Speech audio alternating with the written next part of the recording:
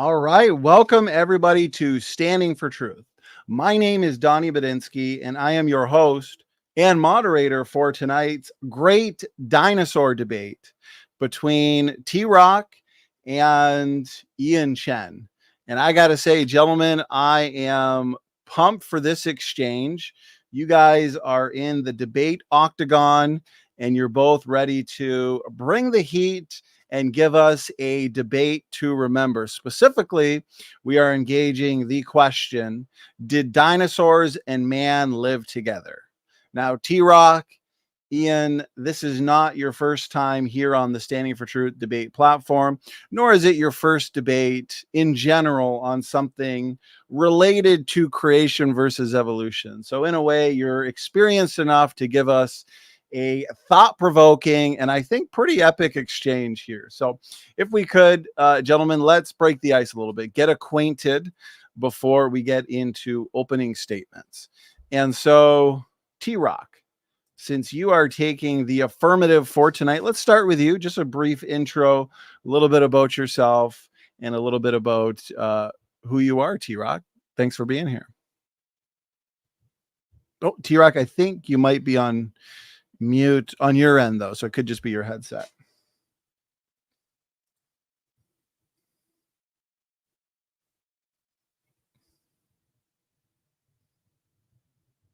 Could be if you're using the external headset, I wonder if there's... Okay, well, as TRock is I can go, like. Oh, yeah, you know what, Ian? Let's start with you, Ian.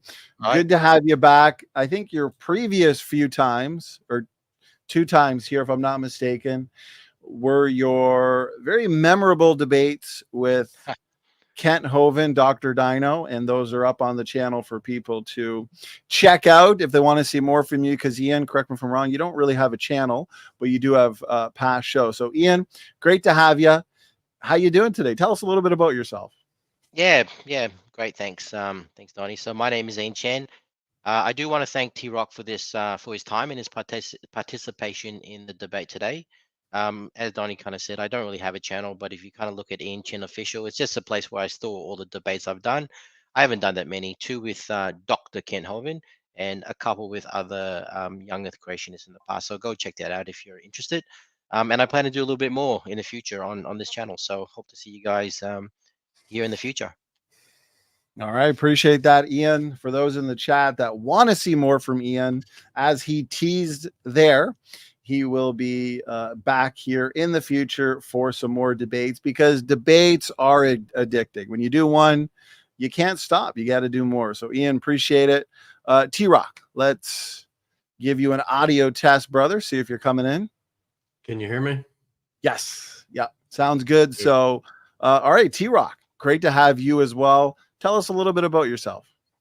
Okay, thank you to the audience for tuning in and taking the time to listen to this, what I deem to be a very important discussion. Anytime we're discussing biblical history, it's important to me, and I think I speak for the vast majority of Bible-believing Christians. So I am hailing from Oklahoma, U.S. I've been doing this biblical creation topics for debate with Donny's channel for quite some time now. So I appreciate Donny putting this together. I know a lot of work goes into it. Thank you to Ian for showing up. I appreciate a good, healthy but respectful conversation. I, of course, take the affirmative position that man has lived with dinosaurs in the past. And so I'm looking forward to diving into that and seeing how it is that we know that to be an absolute fact.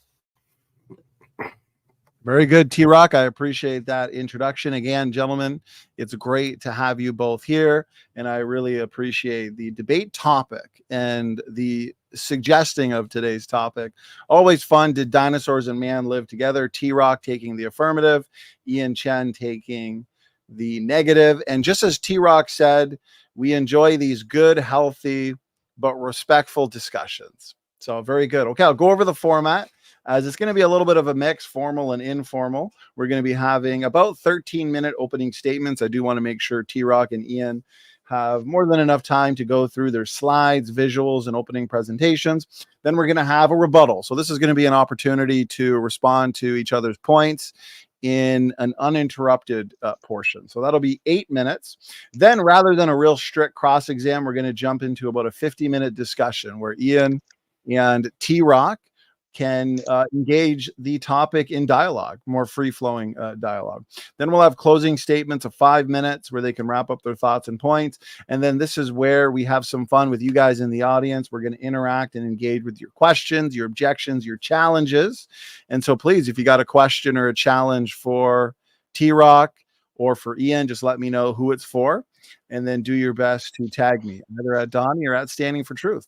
And okay, let's get into our debate showdown here. So TRock is in the affirmative, and so we are going to give him the floor for the first roughly 13-minute opening statement. So TRock, please let me know when you're ready. If you need to screen share, just let me know as well, and we can certainly get those slides up there for you. The floor is yours. Okay, I will be sharing. I have hit the share button. And if you can see my screen.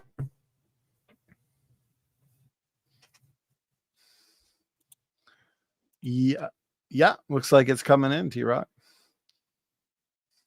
Coming in? Yes, it was a little laggy there as you were screen sharing, but I think we're good now that it's up and ready to go. It's good. It's good. Okay, thank you. Okay, dinosaurs lived with people, art and history. I think I might need to mention, and I don't know who knows, I don't know who all follows, but I actually did this debate just a few weeks ago on MDD, and I'm not sure if Ian saw that or not. Ian, did you happen to see that? No, but it would have been good to know. Who was it with? It was just, I couldn't tell you his name off the top of my head. I apologize. It was somebody I had not been familiar with. Very, very respectful gentleman. I think his background was in legal something. I think he was a lawyer, perhaps. Anyway, it was an interesting debate. So I thought it was kind of either strangely coincidental, or you had specifically asked for this because you saw that debate. But No, anyway, the background of this TRock. Sorry, the background of this TRock was I was asked to do this debate on MDD, and the person that I was actually asked to debate basically pulled out of it. And so I said to Donny, look, I've got the presentation already done. It'll save me a whole bunch of issues. I'll be out of the country next week, so it's easy if we did this. So that was the background from my side, TRock. But I'm glad everything's kind of come together. And sorry to interrupt, Okay. TRock. Sorry about that. Yeah, no, you're good. You're good. No, that's great to know that Look at there this. is a You guys are best friends already. I appreciate Yeah, it. best This is friends. good. Yeah. We got a little background information on tonight's debate, so very good, TRock and Ian. So yeah, there is a connection there to my recent debate. Anyway, I have had an extremely busy summer, and I put together a short presentation for that debate, and this one's not very much different. I just very modestly augmented it today, a few minutes before we started. So if anybody had seen that debate, I'm going to basically be presenting the same material, but it's good stuff though. So we'll get into it. Dinosaurs lived with people. It's art and history both. So there are basically two different venues that you can go to for evidence. One of them, of course, is the biblical text. I will preface my arguments here with the fact that I do understand that most non-Bible believers, evolutionists, and even Bible believers that subscribe to old earth and evolutionary history do not accept the plain text of the Bible where it comes to these sorts of matters. I understand that. Nevertheless, it is a document that was written, parts of it at least, well, all of it, a couple thousand plus years ago. So this is not, fabricated stuff post, world announcement of evolution is a thing. In other words, it well precedes modern ideas about evolution, and it is historical written documents. So I'll present the information, but it's kind of a backdrop anyway. There's this second line you see here, extra biblical art and text as well. And then there's some logical approaches that we will have to take to sort this out. Okay, so first here we have Job's account from the well-known Job chapter 40, talking about Behemoth. He says he eats grass like an ox. He moves his tail like a cedar. His bones are as strong pieces of brass. His bones are like bars of iron. Behold, he drinketh up a river and hasteth not. He trusteth that he can draw up Jordan into his mouth. We're talking about a massive, massive creature here. I understand that there is debate over whether this literally refers to something like most creationists would interpret this as a sauropod dinosaur of some sort, one of the larger sauropods. There is some debate about that. I've heard people argue about this verse 23 that's in bold here on the right side of the screen, that an elephant could stand in the River Jordan and basically fit this description. And I'll say absolutely not, because an elephant's tail is nothing like a cedar tree. It's more like a thick rope, and nothing like a cedar tree. Not to mention, what you see as the Jordan River today is not reflective of how it was at the time this text was written.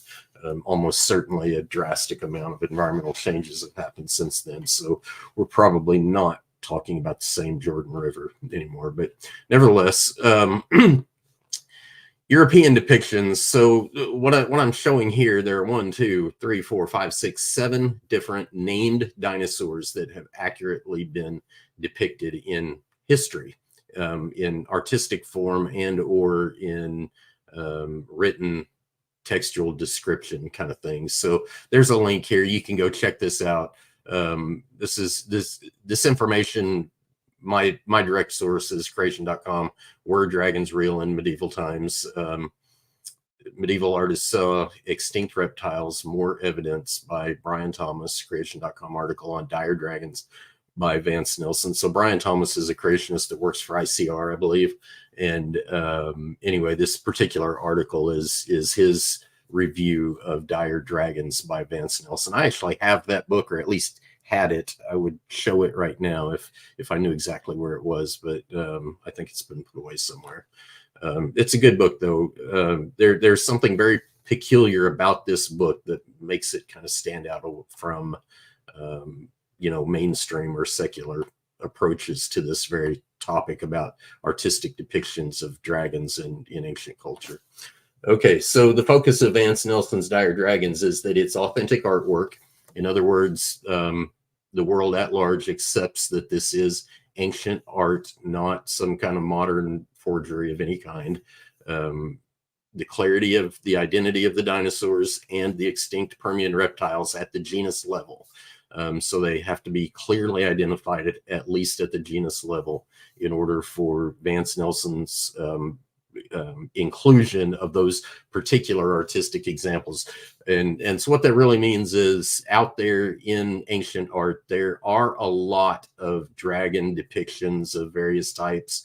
Not all of them can be tied to a known genus of like this says, Permian reptile or dinosaur.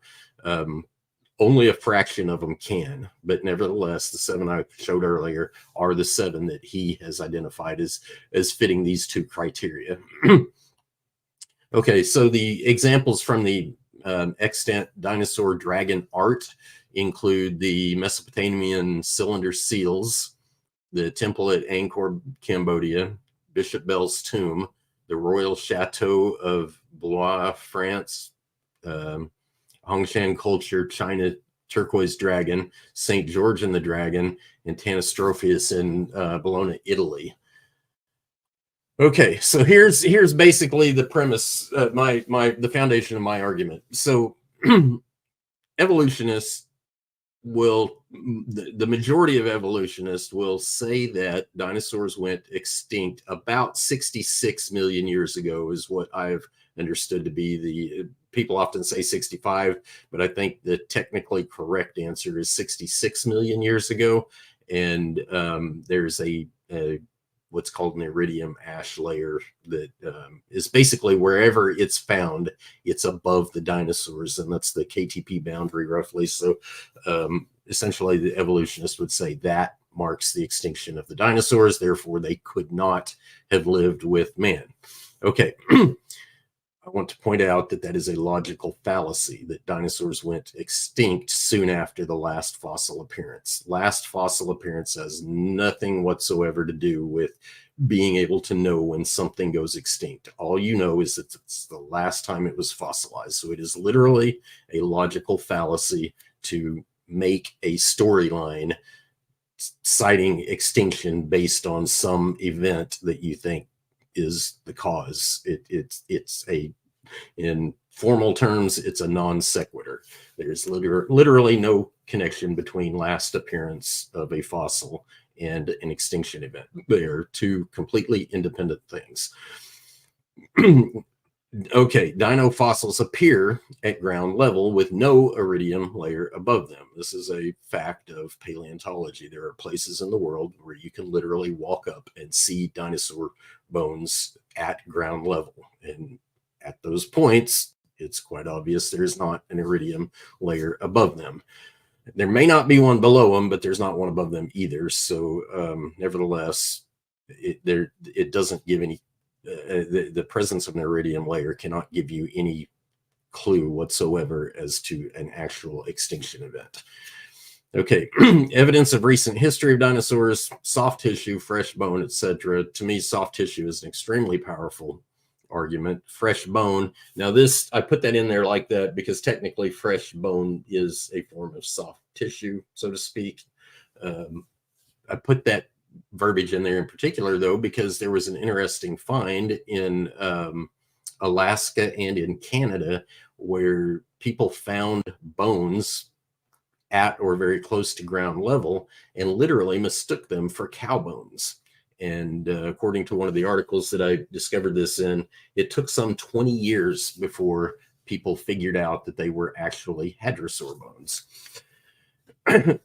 And it's also worth mentioning that there is a funny little test that field paleontologists are known to do sometimes, and that is they will touch their tongue to a quote-unquote fossil, and if their tongue sticks to it, it's real bone, not permineralized fossil. And if it does not stick to it, then you know it's just permineralized fossil where the original tissue has been completely replaced, at least at the point of contact. Okay, so historical records of art and writing accurately describing dinosaurs, which I kind of previewed earlier, and we can get into a little bit more of that here in a little bit, but here are several resources for investigation. Dinosaurs and Dragons by D. Neerman, Mesopotamian Monsters in Paris, Amazing Evidence of People with Dinosaurs at creation.com. That's a pamphlet. And I can open these later. I won't go into it at this particular point, but if we want to look at these, we can. And then apologeticspress.org, Marco Polo's Dragons. Okay, so that is the end of that, and I am going to yield my time. All right. Thank you very much, TRock, for that roughly 12 or so minute opening statement. Let's now hand it to Ian for his opening statement. I will let the audience know that I have seen your questions come in. Creationist Crybaby is ready to go, and he's coming in swinging in the live chat. So we got your questions saved as well. And so again, we are going to have some fun in the audience Q&A, engaging, interacting with your questions. One of my favorite parts of these debates. So send those in and I'll save them. Okay, Ian, looks like your slideshow is good to go. Allow me to... Yes, we can. Okay, great. Great. And I just want to say it's always been a dream of mine to have Creationist Crybaby make a comment in one of my debates, though I do plan to have another one with Ken Hovind one day. So maybe, try to turn up for that one, Creationist Crybaby. It will be fun. Okay. Thanks for that, TRock. Thanks for that presentation. Can you see my screen? Yep. Great. Okay. Yeah. So similar to TRock, I've done a presentation, a debate on this a couple of years ago. And what I'm going to go through today is essentially 99% same presentation I did when I debated a young creationist by the name of Benjamin White a couple of years ago. So if you have seen it, I do apologize. For those who haven't, hopefully it will be informative and entertaining as well. I did make some small tweaks and additions to it since the debate a couple years ago, but since creationist arguments don't really change in the last 100 years, I'm positive that it's still going to be current. So should be good. All right, let me just. Is that changing for you guys? No, actually, if you went to, it could be if you can you click the visual, Ian, and then try pressing the arrow. You know what? I've actually been showing the wrong screen. So what I'll do, this one. Okay, sorry. No worries, take your time. Yeah, no, I meant to kind of show the blown up version, but that doesn't matter. I'll do it this way. Slideshow from current slide. Resume slideshow. It's not working. Can I just stop the screen share and share it again? Donnie, is that Yep, okay? absolutely, yeah. Okay. Sorry, guys. Sorry about this. It's Oh, no worries. window. Okay, here we go. Okay, so that should be current. Okay, you Yes. guys. Okay, so you guys are seeing what I'm seeing, so it's all good. All right, so in my opening, it's kind of good because the way TRock kind of did his opening and the way I had planned mine was essentially I would be debunking some of the evidence that creationists like to bring to kind of demonstrate that dinosaurs live with man today. So the question today is, did dinosaurs and man live together? In fact, I had Korean fried dinosaur last night, and let me tell you, it was delicious. The Koreans know how to make fried chicken. If you guys haven't tried fried chicken from Korean style, definitely have a go. Birds are actually descended from dinosaurs, specifically the theropoda class, and within that clade, the Avalate clade, or as what some of you may have heard, what we refer to as avian dinosaurs. And I've got a picture there that kind of highlights the kind of fossil steps that we have found that kind of show a extinct Euroraptor, and the kind of steps that we can see in the fossil lineage to a modern bird that we see today. And just keep in mind, guys, I've actually not put the many hundreds of other fossils to kind of show these steps, so it's more granulated than this. But you can see quite clearly using your eyes that it's quite possible that a dinosaur could actually evolve into birds. Now, but I think what's and probably before I kind of say that, look at the cassowary today. Look at the crest on its head. Look at its feet. You can see that from the description, from what you can see, it does look like there is some dinosaur lineage in a modern bird today. But I think what TRock means by dinosaurs is he's not talking about these avian dinosaurs or these extinct avian dinosaurs. He's talking about sauropods like Brachiosaurus or Triceratops or Stegosaurus or T-Rex. I think that's what it means by dinosaurs. And if that's the case, then man did not live with those dinosaurs. Um, and one of the things that creationists like to kind of say is that because there are many dragon myths all across different cultures, all across the world, that this is something like they say with the global flood or Noah's flood, that this is somehow evidence that dinosaurs live with man. So I want to kind of show you some other myths around the world. So the Hollow Earth. There are myths on the Hollow Earth all across Europe, Asia, Southeast Asia as well. There are myths about vampires that can be found all across Europe, Africa, Asia, and Southeast Asia. There are also myths about ape men that can be found all across Central and Southeast Asia, North America, and even Australia. Does that mean that this is true? The fact that you've got different cultures all across the world having similar kind of myths, does that mean that we should believe that there is a Hollow Earth, that vampires and ape men exist? And I think the answer to that is obviously no. And this is just an example of a creationist argument that I think is poor evidence. And as you can see throughout my presentation today, the evidence or the standard of evidence doesn't get any better. Okay, next slide here. Dinosaurs have fantastical appearances. So we have archaeological evidence of ancient drawings that has been radiocarbon dated to 25 to 35,000 years ago on cave walls. Now I know TRock will dispute the date, but I think what he will agree is that whatever the date is, it's probably made by very early man and possibly soon after the flood. So we will disagree with the dates, but we will agree that this was made a long time ago by early man. What I kind of want to point out though is that when you look at these cave drawings on the very left there, it's quite clear that's a woolly mammoth, an extinct woolly mammoth. The drawing in the center very clearly is an extinct woolly rhinoceros, and the drawing on the right is also very clearly an extinct auroch or a bull, and also an ancient horse as well.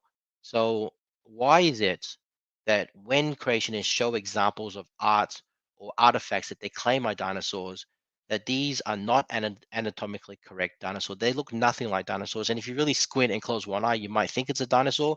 When we have evidence of man drawing hyper ultra realistic drawings of animals that lived today, but they can't seem to do the same for dinosaurs. So that's kind of my question.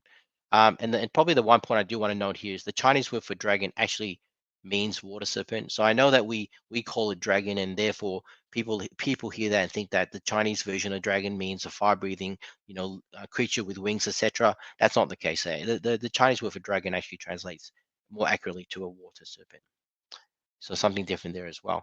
Creationists also like to pull out art, and I'm glad that TRock kind of mentioned that there is examples of art that he uses evidence that kind of show dragons. So my question here is, why are all the art different? So on the right there, you've got a so-called dragon that looks like a serpent. In the middle, you've got a dragon with 4 limbs, 4 legs, and wings. And the ones on the left show two legs and wings and breathing fire. So once again, which is more believable? That these art depict animals that actually lived or exist today, or that they depict a dragon, which or dinosaurs, which we can't find fossils that resemble any of the art that's actually been created. We can't find a fossil of anything with wings, let alone 4 legs, because we know that wings evolve from the 2 front legs. So in any creature that like a bat, for example, or a bird, you'll always see 2 legs, and the front legs evolve into the wings, but you don't see 4 limbs and the wing. So which is more believable, that there are art depiction that slightly exaggerated from animals that live today, or that they resemble dinosaurs, and the art itself is a very highly inaccurate depiction of that dinosaur. Now, I'm also glad that TRock mentioned soft tissue dinosaur. So I'll be talking mainly about Mary Schweitzer, who was the person who initially found the soft tissue in dinosaur. But when creationists kind of talk about soft tissue in dinosaur, they kind of bring to mind what seems to be a bloody steak. That's when they say soft tissue, that's the way to describe it. It sounds like they actually found flesh, they found cells, they found blood. That's actually not the case at all. So what I've got here is the actual photographs of microscopic remnants of soft tissue that Mary Schweitzer published in a 2005 peer-reviewed paper. So these are actual paper pictures from her paper itself. And this is what she actually found. She found 4 things. She found one, collagen fragments, and she did this accidentally. She left some bone fragments in an acid bath for 2 weeks, which essentially demineralized the bone. And what she found was collagen proteins. And she only knew that they were proteins because they reacted to antibodies that were sensitive to collagen. She also found microscopic fossilized structures resembling blood vessels. So that's key, resembling blood vessels. She did not find blood vessels. She did not find blood in the blood vessels. And these were still flexible, but they're not actual blood vessels themselves. So think of a fossil bone. It's got the 3D shape intact, but it's not the actual bone itself. It's a mineralized version of what used to be bone that is essentially now rock. So she didn't find blood vessels. She found fossilized structures that look like blood vessels. She found osteocytes, and these are bone cells. Once again, the three-dimensional shaped, fossilized, intact, not the actual cells itself. She did not find actual bone cells, actual osteocytes, but the fossilized resemblance of what they once were. She also found heme, which creationists love to misrepresent. They say she's discovered hemoglobin. And Joel Duff has done a lot of work, and if you go check out his channel, he goes into this in a lot of detail. So check out his channel, Dr. Joel Duff. And heme is really an extremely stable component, a molecule of hemoglobin. It's about 1/40th the size of the hemoglobin molecule itself. And what Mary Schweitzer also discovered was, if you cross-link that heme molecule with iron, it could essentially be stable for millions of years. So that's what she found. She did not find hemoglobin or blood. She found a component of it that is a very small proportion of the size of it, and is itself a very stable molecule called heme. Interestingly, when we did some analysis on the collagen, it was found to be most similar to living birds today than, say, an alligator. And when we did some analysis on the osteocytes that they found, it was very similar to a living ostrich. So once again, more evidence that birds evolved from dinosaurs. So the question is, did Mary Schweitzer find soft tissue, or did she find evidence of very, very small microscopic remnants of components that make up soft tissues? And creationists love to misrepresent this. So I just want to kind of correct the audience today. She did not find soft tissues. She found very, very small fragments of what made up the soft tissue. One last point I do want to make here is that Mary Schweitzer used to be young Earth creationist, then she got an education, and now she's a theistic evolutionist. And she has publicly stated many times how annoyed she is at how young Earth creationists misuse and distort her findings to support their beliefs. That's something to kind of keep in mind. And I'm also glad that TRock kind of mentioned this as well. Now he goes into a little bit more detail than I do. So he talks about a biblical passage that supports the fact that we have sauropods living with man, and he cites Job 40. So here I've got the King James version of Job 40 verses 14-20, and I really just want to focus on 17. He moveth his tail like a cedar. And the creationists will say, well, this is evidence that it's a sauropod because a cedar tree is really large. Its tail's the size of a cedar tree. It's just massive.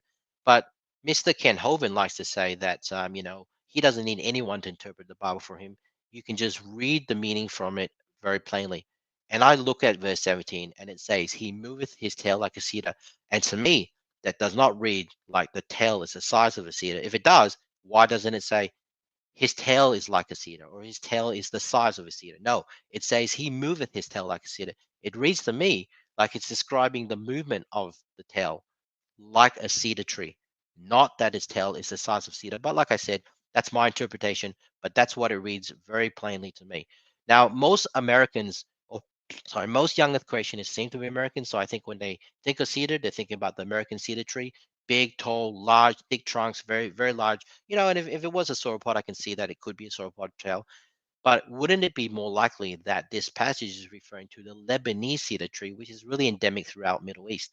And this is an example of what the Lebanese cedar tree look like. It's kind of tall, very skinny, and you can see if it blows in the wind, it probably moves, like an elephant's tail. And that's why you'll hear some evolutionists or atheists kind of say this is not talking about sauropod's tail. It's talking about an elephant's tail and how it would move in the wind of a cedar tree. So that's my interpretation of what kind of TRock has brought up. And I could be wrong. TRock could be right. Who knows? But either way, it's a very hazy interpretation at best. And if 1 minute left. 1 minute left. All right. Okay. I'm gonna like, geez, I've got some good ones coming up as well. All right, so I'm gonna skip to this. There are a whole bunch of petroglyphs that have been shown, analysis to be shown that are not sauropods as well. This one here is a very popular one that's supposed to be an Edmontosaurus, but we know that an Edmontosaurus doesn't stand like that. And in fact, we've got similar petroglyphs on the very left here that of an eagle. So it's probably an eagle and not a dinosaur at all. He also talked about the sauropod. I think he listed the Stegosaurus as an example, and those armor platings as basically the armor of the Stegosaurus. Now let's pull back a little bit and have a look at the temple. That leaf motif that he says is armor plating is everywhere in the temple. So I don't think they're actually armor plating of a Stegosaurus. And if you look at a Stegosaurus, remember what I said earlier about why creationists can't actually show a real depiction of a dinosaur. What's the number one characteristic of Stegosaurus? It's the spikes on its tail. There's no spikes on its tail. It's got a very large head and ears, and a Stegosaurus has a very, very small head compared to its body size, and it has no ears at all. So if you believe that's a Stegosaurus, it's a very highly inaccurate carving of one. Okay, I'm going to skip all of this as well. These are all examples. If we do get into, I'll go through these slides. I've got dinosaur footprints here that analysis shows are not dinosaur footprints, but I won't go into that as well. Marco Polo, I think, was mentioned as well. My point there is the way he describes it, it could very well be a crocodile and not a dinosaur at all. But Marco Polo also said he saw in Madagascar a giant eagle pick up an elephant, drop the elephant, and eat the elephant. So it's kind of clear to me that he had a tendency to exaggerate his description. So why would you believe it was a dinosaur if he said he saw a giant eagle that could actually lift up an elephant? I'll kind of conclude with the last point here as well, and that if you actually believe that dinosaurs live with man, then you're essentially denying lots and lots of science which directly and indirectly tell you or prove or show that dinosaurs did not live with man. So if you believe that dinosaurs live with man, you're actually denying science. So yes, I'll stop there because I think we've run out of time. As I said, if we get an open discussion, T-Rock mentioned some of the points that I actually have slides for. If it's okay, Donny, I'll pull those slides and we can discuss it. All right, So thank you. Ian, thank you very much for your opening statement. Gentlemen, that concludes the opening statements for tonight's great dinosaur debate. Ian, that fried chicken at the beginning of your presentation looked good and kind of made me hungry, just saying. So, okay, we're moving into our rebuttals for tonight's debate. Lots of points and arguments on the table for us to now engage for 8 minutes. So this is an uninterrupted rebuttal. And so TRock, we will throw it over to you. I will reset the timer. And TRock, whenever you're ready, let me know. You've got 8 minutes. Go ahead. You coming in? Yes, coming in good. Okay, good. Okay, so there was one point that Ian made that I actually do agree with. Probably only one, but nonetheless, he did make a point I agree with. So that is his comments about the tail mentioned in Job chapter 40, moving like a cedar. I think you are spot on saying that it's describing how it moves, not its size. Personally, I would not make an argument about size, the size of the tail specifically, because there's not enough info. So I think you pretty much nailed it there. I would take that exactly the same way. It's how it moves, not how big it is. Other verses in Job chapter 40 actually cover the size of the animal itself. And another very important detail that's in there is basically it's described as being chief of the ways of God, which basically what that means for those who like a little bit of theology in their biblical history, that means that the creature that was being described in Job had no natural enemies. Elephants have natural enemies. Crocodiles have natural enemies. Rhinoceroses have natural enemies. Behemoth mentioned in Job had no natural enemies. So nevertheless, on that one point, from there, I think we're probably strongly disagree on a whole lot of other things. I want to start first, though, with the claim that Ian made at the end of his presentation, saying that we're basically rejecting science when we say dinosaurs lived with man. My argument from the beginning has been that it is a logical fallacy to associate last appearance of a fossil with extinction. There is literally no physical evidence possible. It's not possible for physical evidence in the fossil record to tell you when an extinction event takes place. All you know is a local event had something to do with the capturing of a fossil record, so to speak, in that local area. That speaks nothing as to what was happening in the rest of the world at the same time. And so there is literally no scientific means to determine when dinosaurs went extinct. And I'll go a step further too. I find it odd that evolutionists combat this idea so sharply, because technically speaking, dinosaurs could be alive today or extinct 1,000 years ago or 5,000 years ago or 1,000,000 years ago. None of that actually contradicts the general theory of evolution anyway. There's no conflict between that idea and evolution. It is literally just a non sequitur story told in popular media and in scientific journals, but there is literally no scientific means to know that. It's just a storyline. I'm going to touch real briefly on the soft tissue comments that he made, because that is, like I said, I believe that to be very, very strong evidence for recent existence of dinosaurs.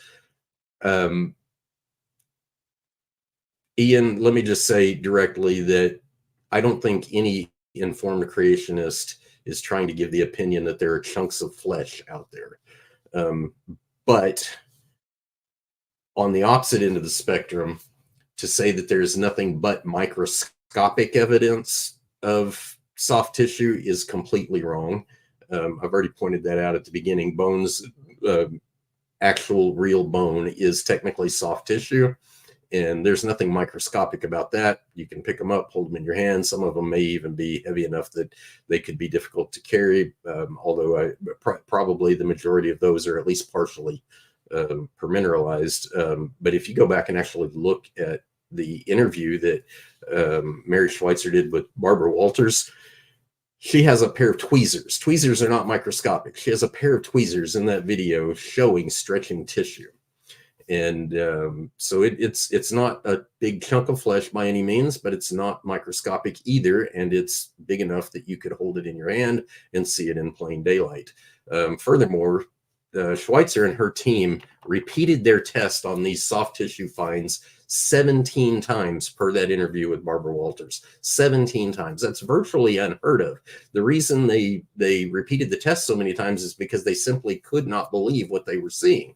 But in that video, Mary Schweitzer actually says something very telling, and that is that one of her lab mates literally exclaimed to her while they were performing their test, "You have red blood cells." We're not under any disillusion thinking that they had blood or anything like that, nothing that fresh. But they did have what appeared to be pliable blood vessels, remnants of red blood cells, collagen, and of course fresh bone is also soft tissue. They had all that stuff. It's the misrepresentation is whenever you say, "Oh, it was only," I've even heard people go so far as to say that's not really soft tissue. It's permineralized. They had to rinse it off with a weak acid and blah blah blah. But the whole point of that acid is to remove the minerals and leave behind the soft tissue. And it's pliable. The permineralized material is not pliable like that. And I personally have worked in the food industry in the past. It's been quite a while, but I worked in the food industry. And so some of them have made claims about biofilm. I have personal experience looking at what biofilm is, and it's fairly easy to distinguish biofilm from anything that it might kind of take the shape of in terms of either filling a cavity or coating the external surface of something. It's very easy to tell the difference. And a qualified scientist like Mary Schweitzer would not perform a test 17 times and walk away confused about whether she was looking at biofilm or not. So I'm going to stop there because I don't really know what my time is, but I'll. You do have a little bit over a minute, TRock. You can certainly yield it though. You don't have to use it all. Yeah, I'll stop. I've talked about. I'll let Ian have his say. Okay, very good, TRock. I appreciate the rebuttal to the audience. I am all caught up on your questions, and keep them coming. Let's get some challenges. Let's get some questions for our guests tonight. Okay, Ian, we are going to reset the timer, and whenever you're ready, you also have 8 minutes. Go ahead. 8 minutes. Okay, I'm not sure if I'll take 8 minutes, so I'll address the points that TRock kind of brought up. So the first thing he talked about was when I made the comment around a whole bunch of sciences will need to be ignored or denied if you actually believe that dinosaurs and man live together. A lot of the evidence of that I kind of put there basically demonstrates what you guys call deep time. And I know since you don't believe in deep time, and I know, therefore, if I can show that there's evidence showing deep time, or sciences that kind of show that there is deep time, that therefore man and dinosaurs did not live together. So you got astronomy, you've got how far the stars are. Some of these stars are billions of light years away, meaning they're billions of years old. You've got radiocarbon dating, which I know TRock has debated this topic as well, but this is a science that kind of says that the Earth is not 6,000 years old. So when I'm talking about the sciences, I'm not necessarily talking about iridium layers or dinosaur fossils that are found with no iridium layers on top of it. I'm talking about the sciences that talk through the evidence that kind of shows deep time. And if there is deep time, then dinosaurs did not live with men. So that's kind of my rebuttal there.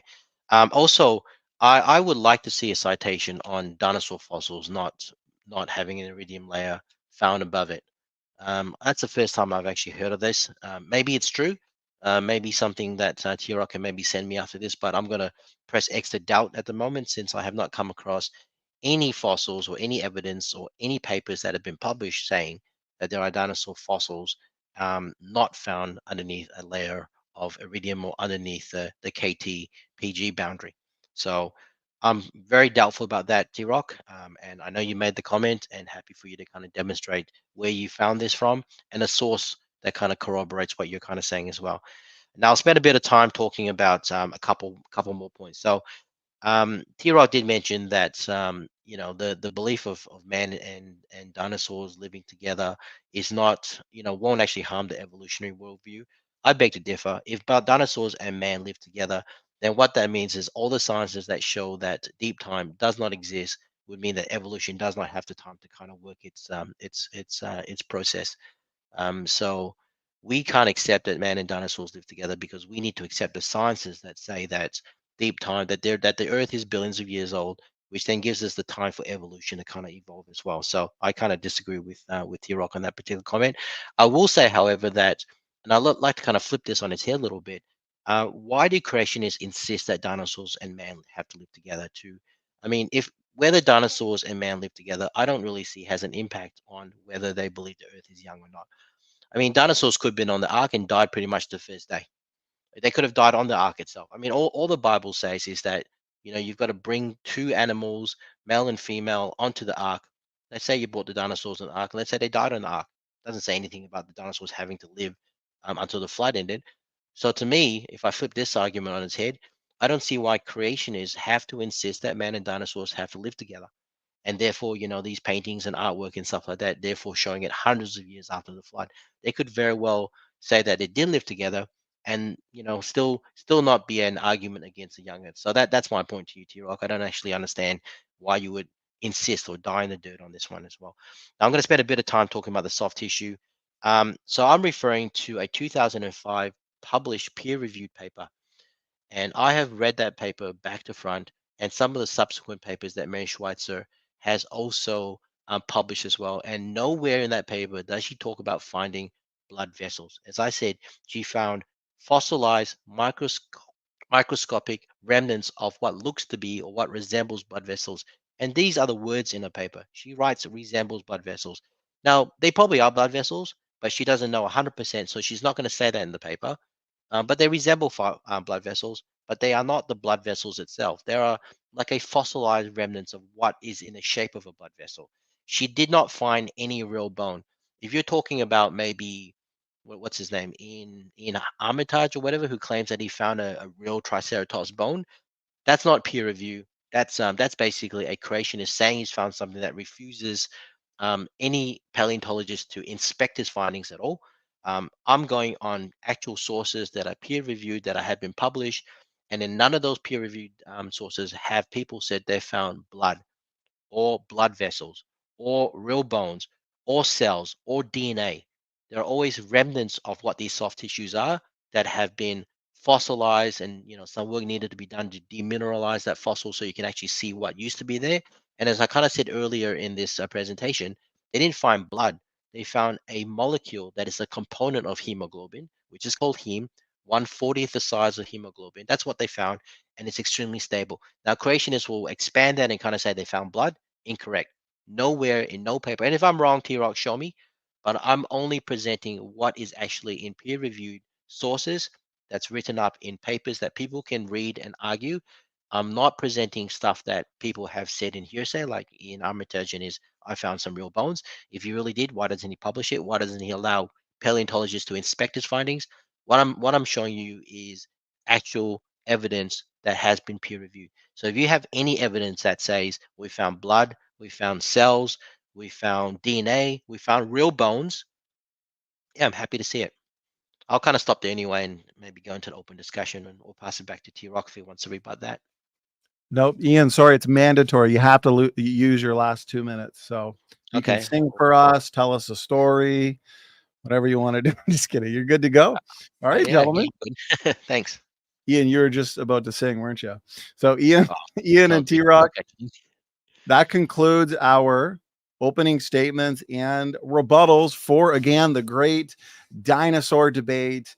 And I'm excited to see what is in store for us for this discussion. So, all right, we got 50 minutes on the clock for this discussion and plenty of points to elaborate and interact with on both sides. So appreciate how professional and cordial this exchange is so far, TRock and Ian. So good job to the both of you. Okay, so here we go. The dumpster fire begins now. Just kidding, of course. TRock, let's give you the opportunity to pick the first topic or ask the first question, since Ian just ended with his rebuttal. Go ahead.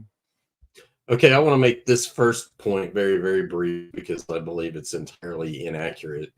But I want to keep it brief because I don't want this to be the focus. And that is, you could, strictly logically speaking, now I do not grant deep time, but if somebody wanted to grant deep time, strictly logically speaking, you can have dinosaurs in the ancient past and in the recent past without any particular good records of it, and man and dinosaurs it's still logically possible to have deep time and people living with dinosaurs.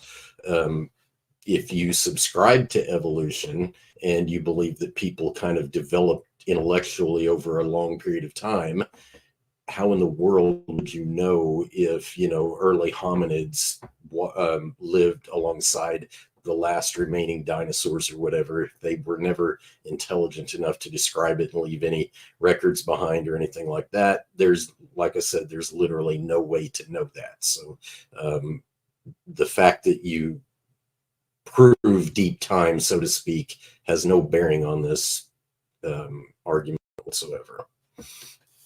By the way, Ian, before you respond, gentlemen, if you ever want to screen share or interact with some of your visuals for the audience, just let me know and I can get those up, okay? Yeah, sure. Hey, so thanks for that, TRock. I don't actually understand your question, to be honest. One of your evidences was that the reason why you believe dinosaurs and man lived together is you had evidence of ancient man, having artwork or having cave paintings or sculptures or whatever of things that look like dinosaurs. That's part of your evidence. You put up a slide that said art and history is one of the evidences, right? So are you asking me to are you trying to tell me that if evolution is true or deep time is true, that we wouldn't have art that kind of shows dinosaurs? Is that what you're saying, T-Rock? If I can ask you to clarify, because I don't fully understand what you just said previously. No, all I'm simply, in a very simplistic sense, is pointing out that it is logically possible to have deep time and people living alongside dinosaurs at some point in the past. That's all, that in a very simple sense. That's all I'm saying, because you made the comment, you said that your approach was that you could demonstrate deep time, and if deep time were true, then people could not have lived with dinosaurs. I see. Okay, so there was a that's bunch a of logical sciences. fallacy. Yeah. So you think it's logical fallacy because I didn't explain all the sciences that kind of show this progression that we kind of know of. So there's a lot of sciences that kind of show that there is deep time. Okay, and I hate to use the word deep time. There is billions of years in our Earth's history and the universe history. Okay, call that deep time if you will. We have evidence that show that there was a large impact that likely wiped out most of the dinosaurs except for the ones that became birds. All right, and we can see that through fossils that are found underneath a KT boundary or layer of iridium. Now, you have said that you don't believe in that because there are dinosaur bones that are found with no KT boundary or iridium layer that's above it. And my rebuttal to that is show me where. Because as far as I understand, that's never been the case, has never been peer reviewed, or there's been a paper on that. So if I'm wrong, please show me where you've read this. And look, if it's a creationist site, then as long as that creationist site has the source of where they got the information from, and it's not another creationist site, then I will accept that. But I dispute that there are no fossils that are found underneath a KT boundary or the iridium layer. So there are lots of scientific evidence that tell you a story of deep time, of what happened within that deep time. Dinosaurs living within, hundreds and to 66 million years ago, of something hitting the earth, causing a layer that basically made those dinosaurs go extinct. And then we have evidence of evolution of mammals, etc., kind of evolving into primates, etc., going into humanity. And with the last really 200, 300,000 years ago, you've got basically humans or modern humans that you have today. So that's what the sciences tells us in the story. I've picked a couple examples that said deep time, and you extrapolate out to say, well, that's a logical fallacy. What I didn't show you was all the sciences that tells you the story from start to beginning. So that I don't think it's a logical fallacy when you incorporate all the data that we know of all the science and what they kind of tell you about the history of the Earth and what's happening on that Earth. Does that make sense? Yeah, you didn't really directly address the meat of the argument, but again, I don't really want to spend a lot of time on that particular point. All I'm simply pointing out is even if you demonstrate deep time, there is no logical connection between the idea that deep time disassociates people living with dinosaurs. It is literally impossible to have physical evidence that tells you when an animal went extinct. Period. There's no way you can dig Look, in the ground. we won't harp on about this, but as I kind of said, there is evidence of deep time and there's evidence of dinosaurs being extinct. All right. So you're not focusing on So the evidence about how the dinosaurs went extinct. You're focusing on evidence that said deep time, ignoring the evidence of the iridium layer making the dinosaurs go extinct, then jumping to the end that says, well, they don't connect. I'm saying if you look at all the sciences, there's a story and it's a smooth and logical story that can be told. okay, so no, actually, I did directly address that. If you have an iridium layer and you say, okay, there was an impact, oddly enough, the Chicxulub impact event is the one you're referring to, right? Oddly enough, there's not even a crater there, and there's no meteor. But either way, if you associate that with this iridium layer and an extinction event, how do you logically deduce, and I mean good sound logic and scientific data, how do you logically deduce that an extinction actually happened? How do you know that somewhere on some other location on the planet, dinosaurs didn't survive over there and just weren't fossilized?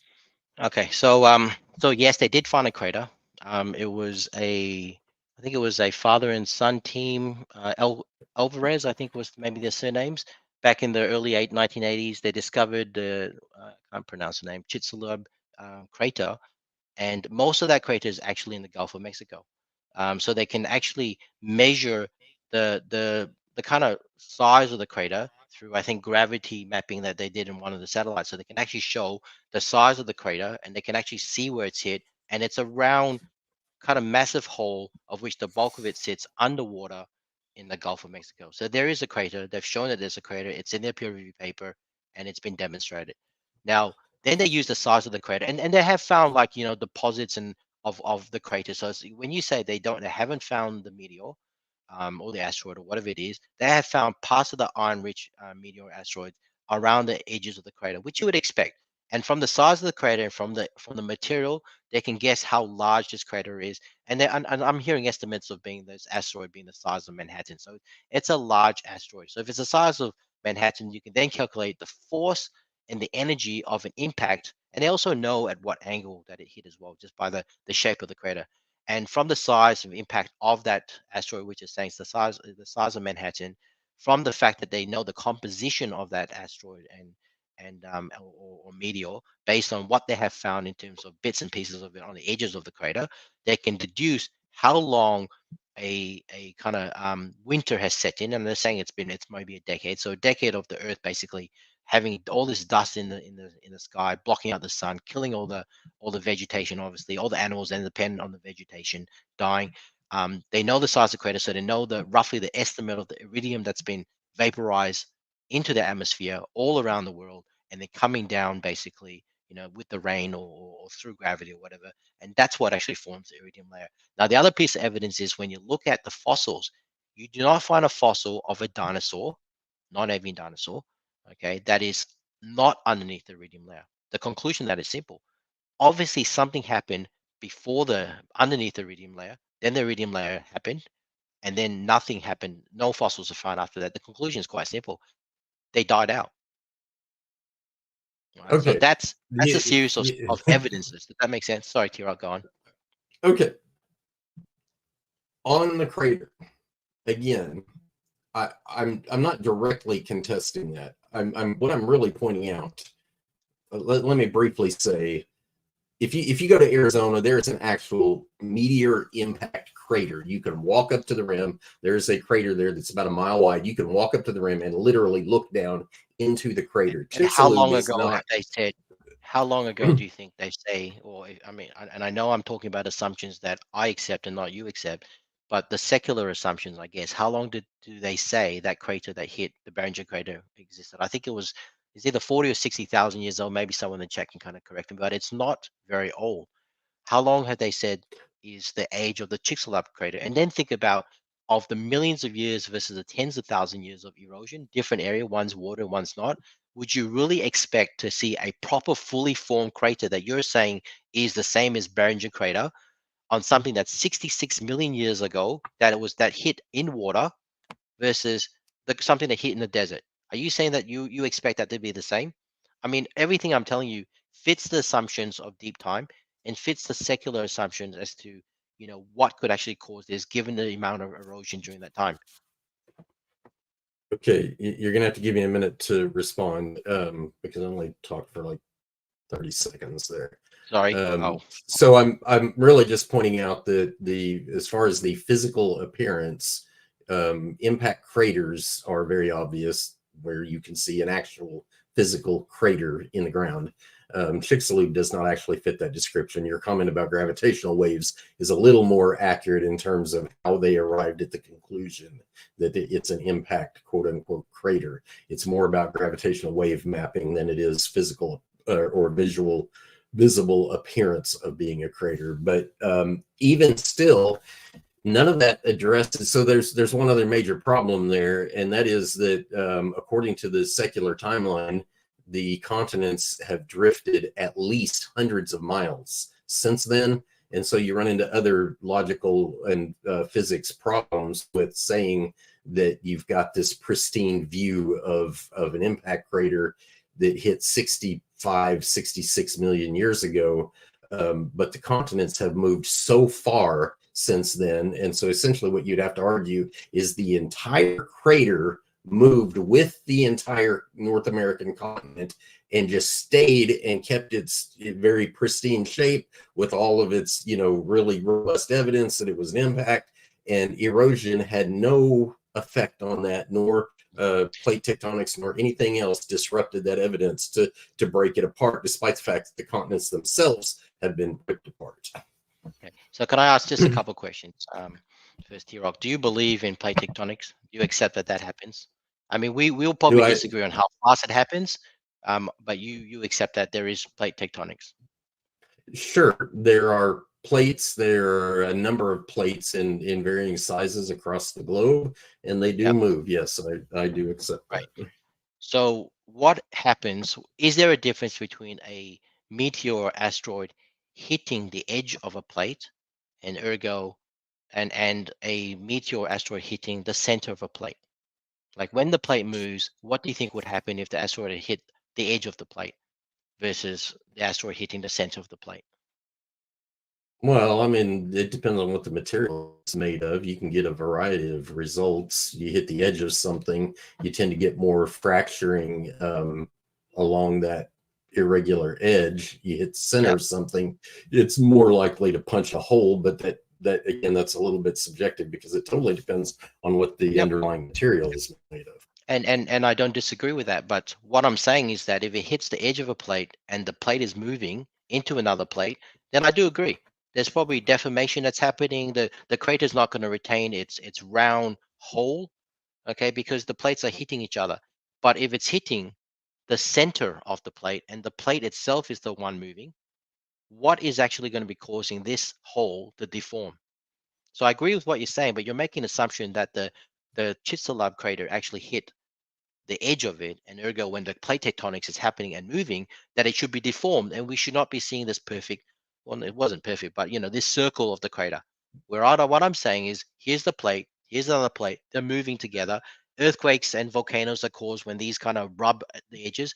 But if the impact happened in the center, why would the impact actually deform if it's not on the edges of the plate that's actually moving and touching Why other would plates. why would it deform? Yeah, why would it not? Like I'm saying, if it hits the center of the plate and the plates are not touching, so it's hitting in an area where the plates are not rubbing against another plate, why Right. would you think that that thing would not still retain its circular shape? Now, the only caveat is erosion. And that's why I'm saying, if you look at the Chicxulub crater at 66 million years of erosion, water, etc., versus the 60 odd thousand years in the Bergen crater, then you can obviously see the Bergen crater looks more like what you're saying is a crater, whereas we can hardly see it with our eyes. Plus, it's also really large, the Chicxulub crater, that we had to rely on satellite to do mapping to actually see the shape of the crater. You get what I mean?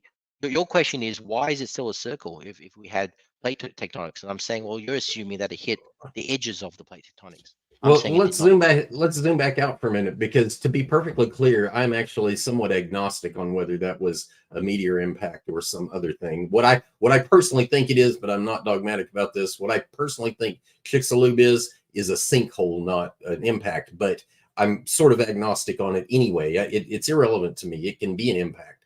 My real argument from the beginning is, how can you look at an impact?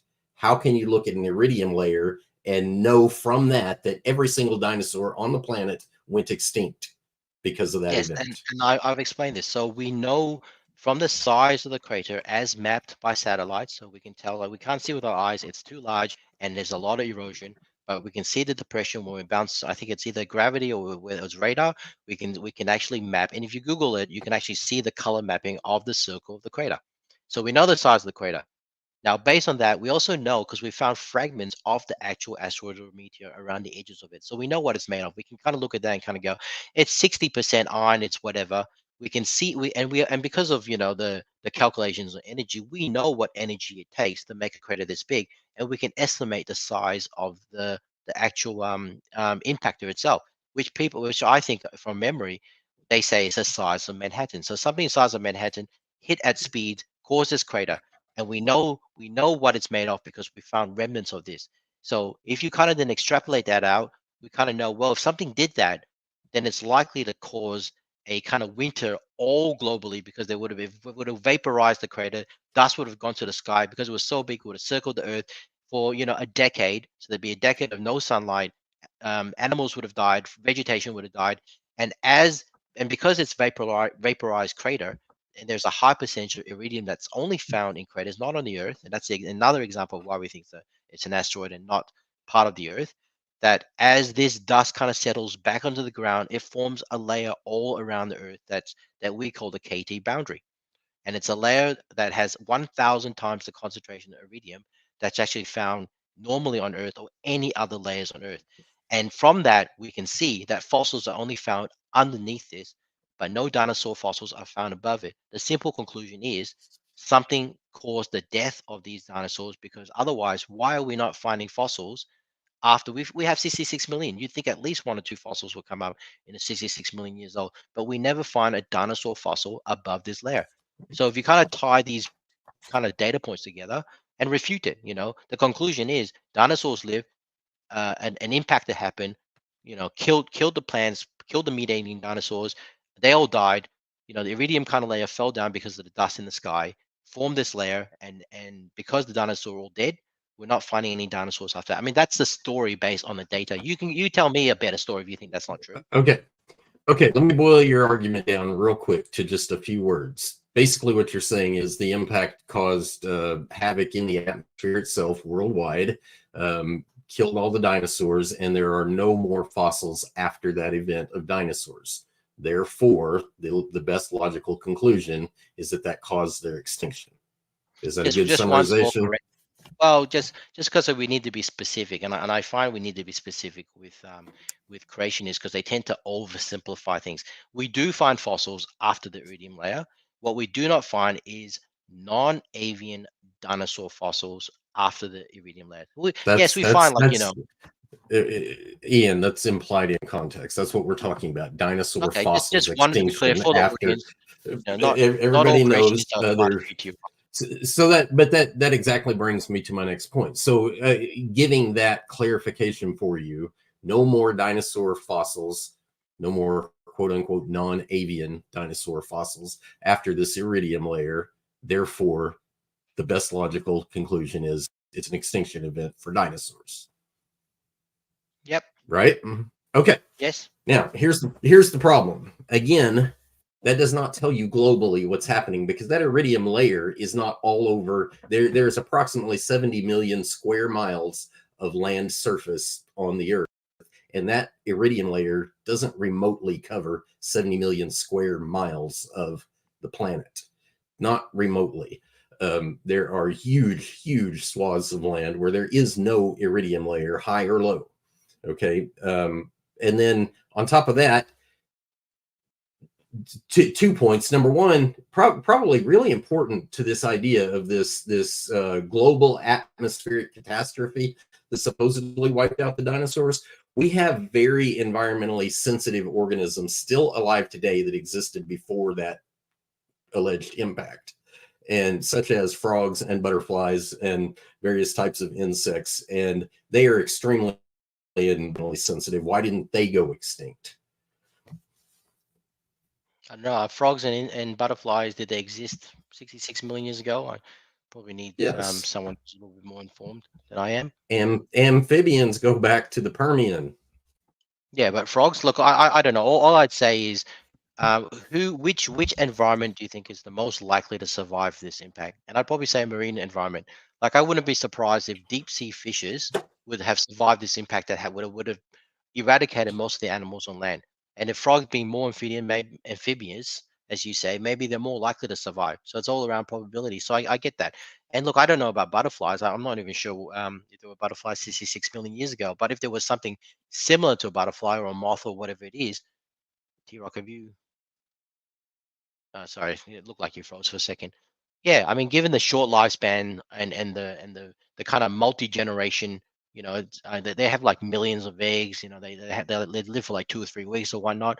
It wouldn't surprise me if they have a higher chance of surviving something like that than, let's say, a mammal that has to live for several years before they're reproductively can give birth to an offspring, and then have to look after that offspring I don't know, like a tiger or whatever is similar to tiger back then as well. So there are explanations, I think, that makes perfect sense as to why some of these animals survive.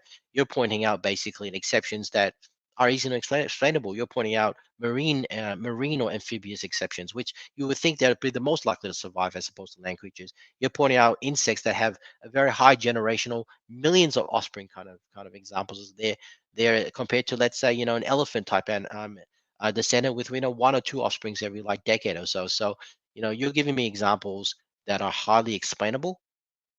I don't know enough to kind of know whether those particular animals lived 66 million years ago, but I can just, as my quick, simple understanding of it, it sounds believable to me that, marine animals, amphibious animals would be most likely to survive, and animals where you have millions of offsprings are probably more likely to survive as well. Okay, so let me point a couple things out real quick. In the scientific literature, there is a sharp distinction usually between evidence and opinion. There are a lot of opinions in the scientific literature. Opinions are not data. Opinions are not evidence. Opinions are opinions. And so I like to point that out, because we all have the same evidence. It's identical. It's not like you have some evidence that I don't have. We all have the same evidence.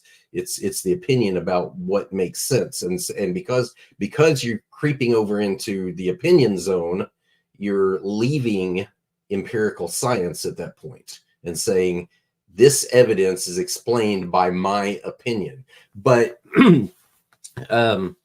So one of the things what I have I wanted to, said that's an opinion? So well, just let to me clarify, let what me I give you said an is an example. opinion. Let me give you a functional example of how that really works in this discussion. So your basic claim is that this iridium layer caused their extinction way before man appeared on the scene. However, because there are no more fossils above it. Here's the problem with that. There are numerous examples of fossils that or organisms that disappear from the fossil record tens of millions of years ago that are still alive today. The absence, so it's the age-old fallacy. The absence of evidence is not evidence for absence. The fact that you have no more fossils is completely irrelevant and not diagnostic at all of an extinction event. Case in point is like the coelacanth, 60 million years ago or so. And for decades, scientists opined, they had an opinion that they were extinct until someone caught one off the coast of Africa. And then there was like, oh, wait a minute, 60 million year hiatus from the fossil record, but they are still alive. So let's use that example. And this is probably going to make your argument stronger, but I don't think it's 66 million. I think it's, like 100 or 150 or whatever million years ago. So that coelacanth is more ancient than what you're saying it is. Okay. And you're saying, so my question to you, TRock, is do you believe the modern day living extant coelacanth that we find today, and I think some of them have been captured, very few have been captured in the last decade. So there's probably not a lot of them, but they definitely exist. Do you believe that the coelacanth that we have today is exactly the same as the coelacanth that we find in the fossil record?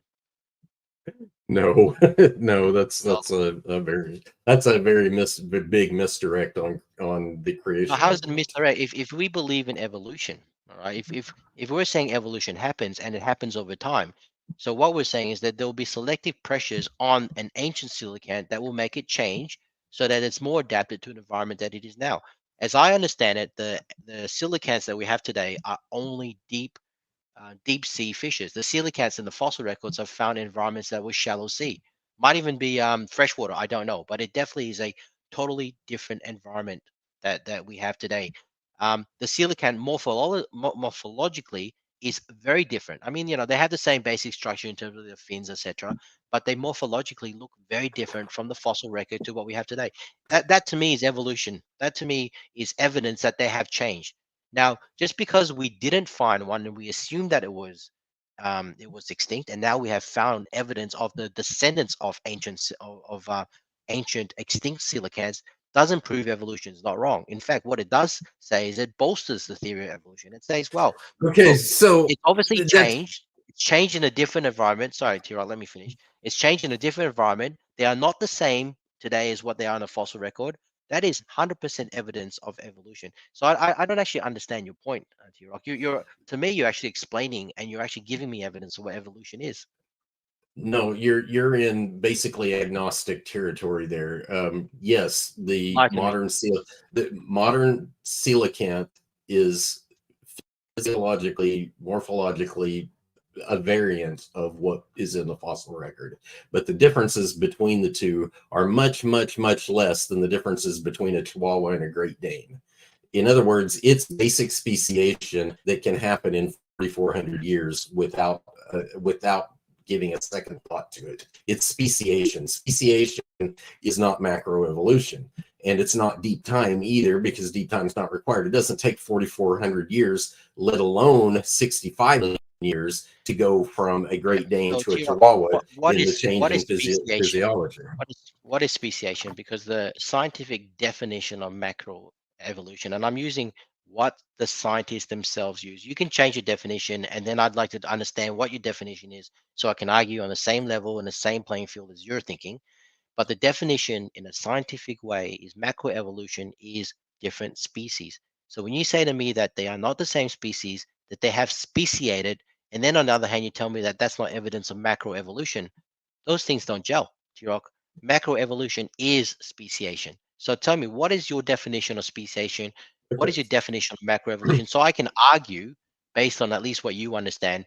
But what I've just described is the scientific usage of those words, not the layman's person, Okay. uninformed, uneducated view of those words.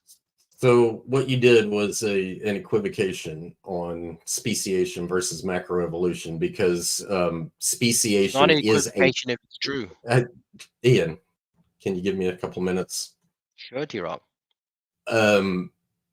Speciation is required for macroevolution, but speciation is not macroevolution. Macroevolution includes the development of new kingdoms, phylum, class, order, family, and genus. It includes changes and diversification and development of all of those levels, not just the speciation level. And so what is speciation in modern scientific terms? Speciation is basically where you have a population that is separated from an apparently similar population, but they're reproductively isolated and typically have some morphological differences between the two of them. That's the basic working scientific definition. There's a what did I say, a reproductive barrier between them typically before a scientist will commit to saying, okay, this is a new species. And that's why we don't say a Chihuahua and a Great Dane are different species, because we know what parent population they both came from. Therefore, by the modern science, and they're not reproductively isolated, even though physiologically they're very different. Yeah, I'd say TRock, and I say this politely, you're the one that's equivocating because you are describing a non-scientific definition of macroevolution. Very simply, macro and microevolution is variation, I'll use your words, variation below a species level is called microevolution. And your example about dogs makes sense because they are the one species, I can't remember what it's called, Canis familiaris or whatever it is, dogs, right? But if it's variation that is above a species level, so I'll use an example, a dog, a wolf, a fox, right? What you would call the same kind, but what science would call a different species. Some of them can hybridize with each other and some of them cannot, but they are clearly different species. We call that macroevolution, where the variation happens above that. You're describing some evolution that's now billions or millions of years. So when you're saying it's changes in kingdoms, that happened billion years ago. When you're saying it's changed the family, genus, whatever, that happened hundreds of millions ago. Okay, so you're taking time and trying to quash it all together to kind of make macro and micro evolution fit your definition. Very simply, all micro is variation that's under a species level, and all macro evolution is variation that is above a species level. That's it, pure and simple. That's a scientific definition. Now, I know you're going to change it, but just understand, and to the audience as well, TRock's definition is not the accepted scientific definition. It's a creationist or his own version of it. And as long as people understand that, we can argue it that way, but it is not what the scientific consensus is about. No, because speciation and in the evolutionist history, speciation and diversification of kingdom, phylum, class, order, family, genus, they happen simultaneously. Because speciation is there from the outset in the evolutionist worldview. But the problem, of course, the practical problem with that is that body plans appear suddenly and fully formed, just like we see them today. And so there is no evidence of this diversification through evolution to develop new phylum, class, order, that sort of thing. None of that is apparent in the fossil record at all. They just appear suddenly, fully formed, and have to be And I take it, classified T-Rock, as you're separate. talking about the Cambrian explosion when you say body plans appearing here. So obviously, in the scientific, peer-reviewed, secular understanding of the history of the world, when T-Rock says that the body plans appear suddenly, are you referring to what we call the Cambrian explosions, where you have those body plans and there's no precursor? Is that what you mean, T-Rock, or are you No, thinking that it's created kinds, that God created a human no, exactly as they are? I'm speaking in terms of the physical evidence in the fossil record in a broader context of So the every Cambrian explosion. time, the broader context, every time a new body plan appears at any point, because like in the Permian, for example, where you supposedly get land dwellers, those body plans appear suddenly and they're not Cambrian.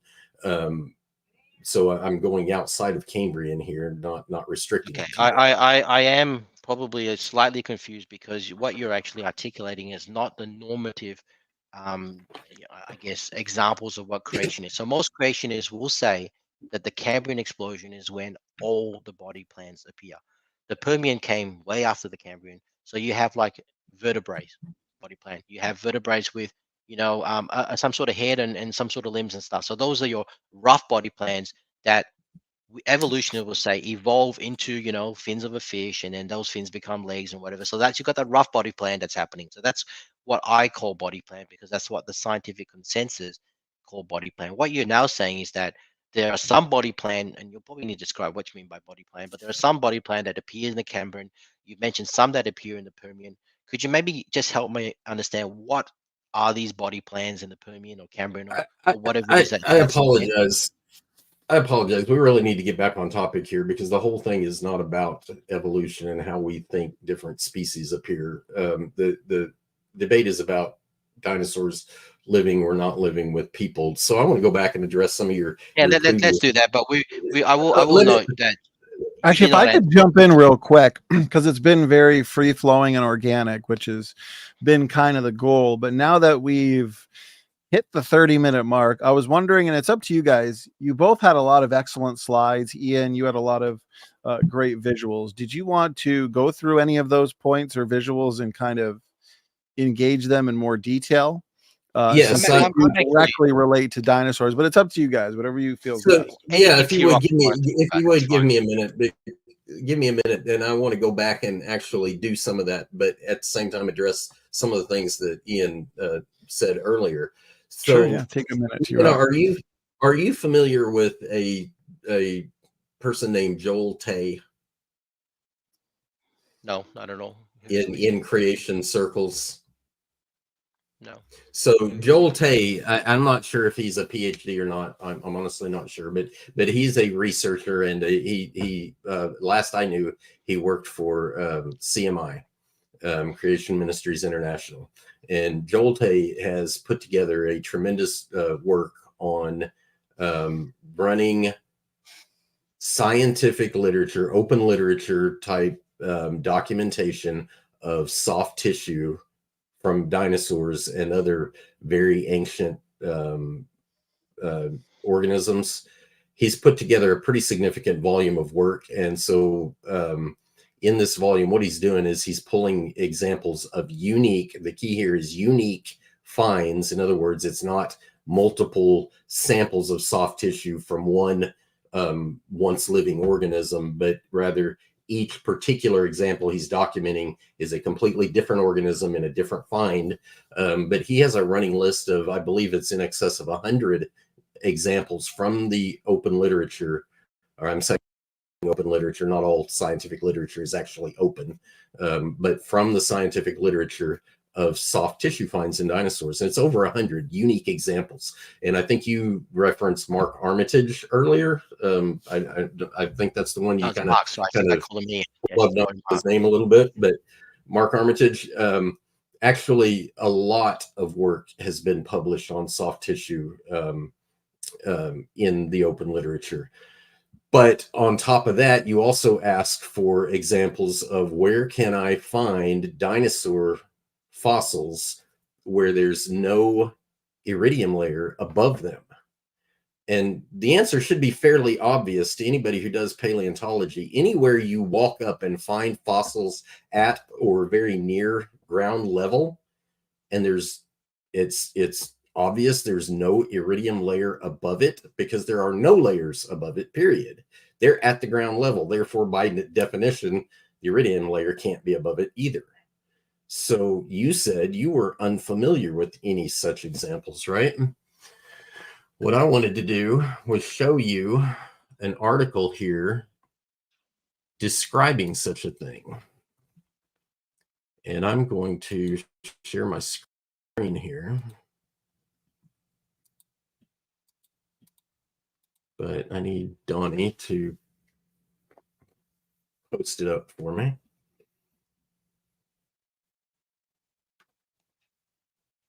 We lost him.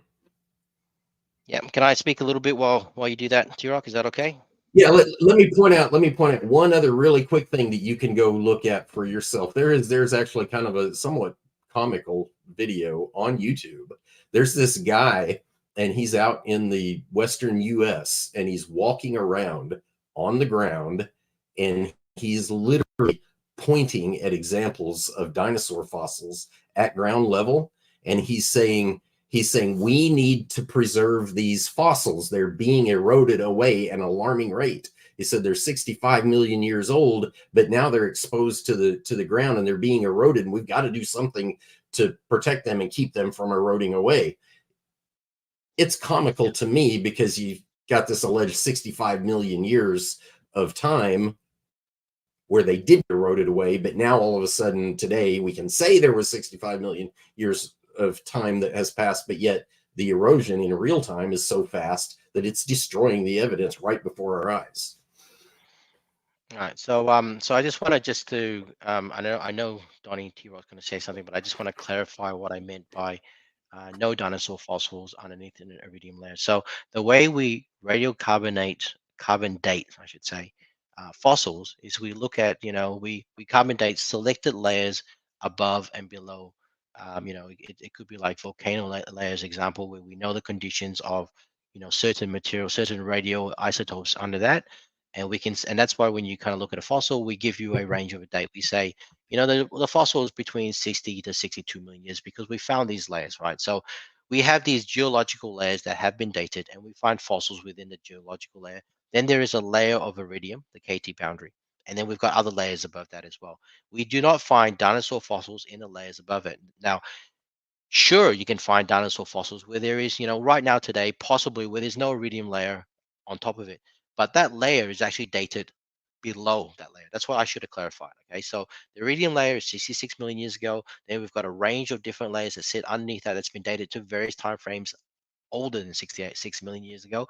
And you'll find fossils of dinosaurs only in those layers that have been radiocarbon dated to before the iridium layer was actually formed. You're not going to find it in layers above that iridium layer. Now, yes, erosion plate tectonics happen. And yes, you'll probably find, as you said, T-Rock, a dinosaur fossil just lying on the ground. And obviously, if it's lying on the ground, there's no iridium layer that's above it. But that's found in layers that have been dated before the iridium layer. Does that kind of make sense? So I just want to clarify what I meant. What I wasn't, and I probably was a bit loose with my language.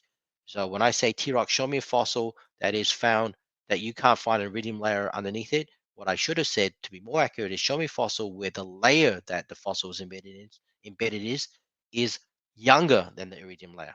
Does that make sense, T-Rock? So I'm sure you can show me Okay. pictures of Yes. fossils on the ground, Yes. right? So here's the deal, Ian. I do consider myself, as biased as I am, I consider myself a well-informed creationist. And what you're describing is relative dating versus absolute dating.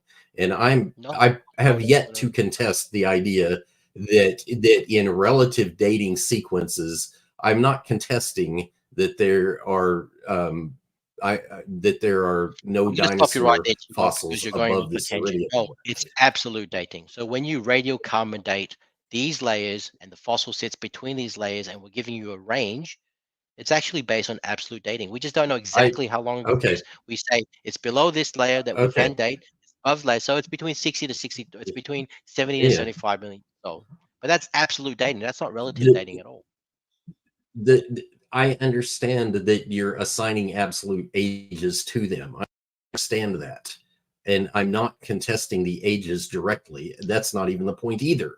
I've already said at the beginning of the debate that if you grant deep time, it's still a logical non sequitur to say that dinosaurs are extinct because we don't find their fossils anymore. That's been my argument from the beginning, and you've seemed to have gone every other direction except that logical non sequitur. But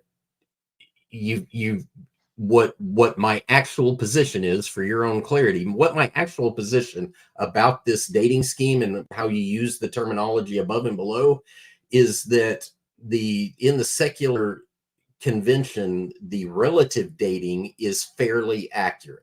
So if you say, I find no dinosaurs above, in quotations, this iridium layer, I'm going to say, okay, but you're using the word above in a chronological sense, not in a strict geological, physical, topographical sense.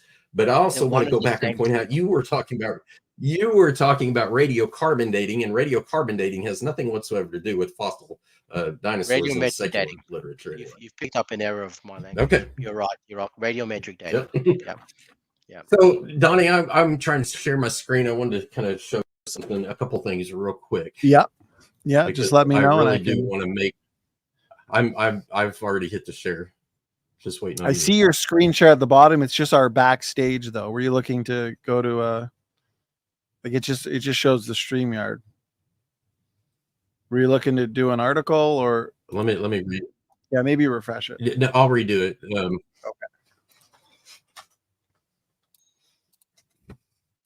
So I will say, TRock, based on your logic, why don't we see dinosaurs living today? I want to flip They're your logic back extinct. on its head.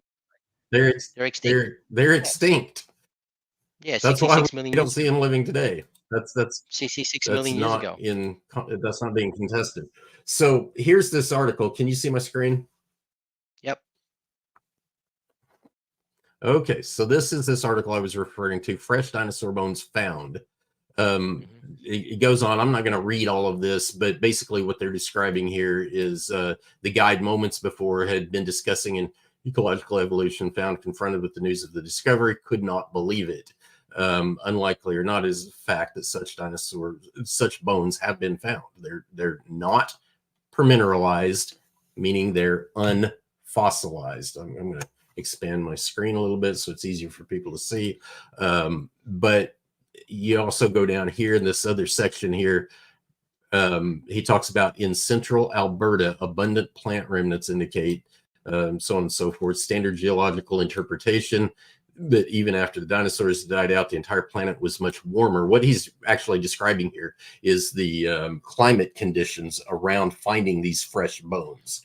And so, This is all yes, interesting. it's a Can you real. scroll to the bottom so I can look at where the source of this came from? Because you can find anything on the internet, doesn't make it true. What are the sources?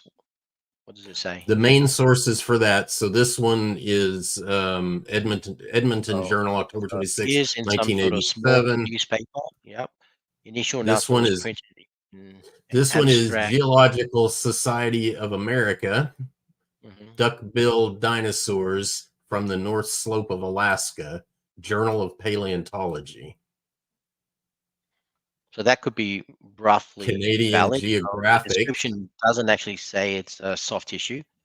Yeah, the It's first one can. I mean, come on, it's let's from not the let's Edmonton. not let's not conflate No, what no, but soft my tissue point to you, Rock, is that you found an article on a creationist website. Obviously, to me, that's not a valid website. You may think it is, but I asked to go to the sources. You pointed out the sources in the article, which the first one I can dismiss immediately. It's basically sourcing an article from what looks like a very small paper. I You've agree. got one that It was looked a like it could be newspaper. a. Yep, you've It got was a one that looked newspaper like article, it's. the first one. Yep, and the second one looked like it could be reasonably a peer-reviewed paper without clicking on it, but reading the headlines, it doesn't say it's a soft tissue paper. What it says is a description of the site that they found it in. Okay, so maybe there's soft tissue in the paper somewhere, and I haven't read it, so I don't know. So maybe that's valid. But the first and third ones, they're rubbish sources. So all I'm saying is that when you're quoting your so-called evidences, T-Rock, you're not backing it up with anything solid. Ian, Whereas let's be everything I'm saying, let's be crystal yep, clear here. Whenever we put things like that on the screen, the whole purpose is so that you can read that reference number 2 was to an actual scientific journal, so that you can go read those journals for yourself and see what they actually do say and not tell me what they don't say. but that's That's the exactly what I purpose of said. putting them up there, to give There you was three reference. sources. There The were three purpose is sources to that were give listed. you reference material to Yep. review later. We don't have And I time to said, read every journal right now. the second source could be valid, was what I said. It could be valid. Though what I then qualified it as saying is when I read the heading, the heading doesn't say soft tissue. It talks about the geological site that it was formed, that it was found in. I And understand. then I said, I heard. maybe soft tissue's in there somewhere, but from the reading itself, it does not. However, the two articles that talk about soft tissues were not peer-reviewed papers. I just want the audience to kind of understand the standard of evidence. I want the We have audience to understand that you did correctly point out the first one was a newspaper article. The and second third one was one, an actual absolutely scientific correct. journal. But Yeah, what you did after all that was said that I had rubbish sources, even though one of them is a peer reviewed. At least one of them, I think 2 of them are yep. actually peer And what reviewed did I then journals. say One, about that? I said, reading the title of that peer-reviewed one, it describes. Flick it back again if you want. Reading the title of it, it sounds like it's describing the geological area that it was found. It doesn't say that it was a soft tissue. Okay, Ian, the one that source citing is to give you the title and the yes, work that and I it did say appears that in. the paper itself may talk about it. Source citing is not to describe the context of what the discussion is about. It's to give you the authors, the journal that it appears in, and the title. and the date. That's the type And of I information we're grant supposed to that, see there. but I just want to point out that your sources are not that deep. Maybe it's in there when I look at it, which I'll go back and I'll have a look at it again. Maybe it's in there. It's just not very evident. You're reading an article, Okay. you're giving me a source with a title that doesn't even describe what you're saying, and the I, other I two think were you're not even. being I think you're being more argumentative than anything else, because all I did was give one of many references Why that don't are you give me your available. why don't you I, give me your I next argument as well? I don't think okay. this is a strong one, is where I'm getting at. This I want to go back, because this whole discussion is about whether humans lived with dinosaurs. These are the 7 positively identified by genus dinosaurs that have been described in ancient art. Now, if you just a quick glance at these, most of these actually do not look terribly like the graphics you showed. And so one of your logical fallacies you made earlier, you talked about all these mythologies, and you talked about the hollow earth and some other types of mythologies. One of your logical fallacies there is that you're kind of presenting this false dichotomy where either it's mythology or it's real history. The reality is, in real life, you can have both simultaneously. You can have a mythological dragon and you can have a real one. You can have a mythological earth and you can have a real earth. You can Straight have to a the chase. mythological person Yeah. and you can have Yeah. a real person. The fact that myths exist does not mean that it's 100% everything is myth. Okay, So so let's cut straight to the show the chase. mythological versions. I'm showing the real versions. Okay, you've got 7 dinosaurs here, or dragons, or whatever you want to call them. Just show me the art that describes this. That's all. Just pick one of them and show me the one that describes this. So, okay, yes, they're probably real life. I don't recognize them, but they're probably real life dinosaurs representation that's based on real fossils that we have. So I'll accept that. Now show me the art that corresponds to. Just pick one. I can't even pronounce this one. The top left one, because to me that could be any lizard.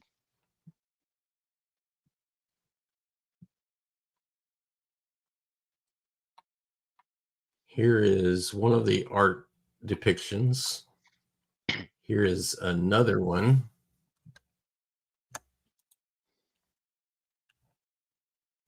Trying to zoom this a little bit so that people can see it a little bit better.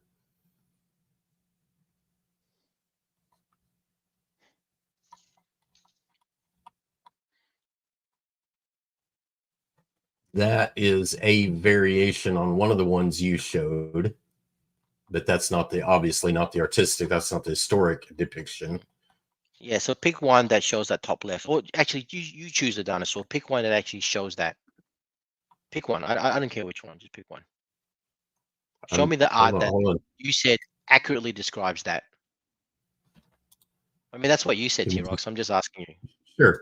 I'm just going through my slides looking for where my actual reference material is.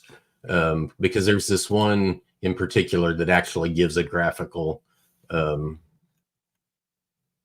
Which one does it say? Okay, it's this one.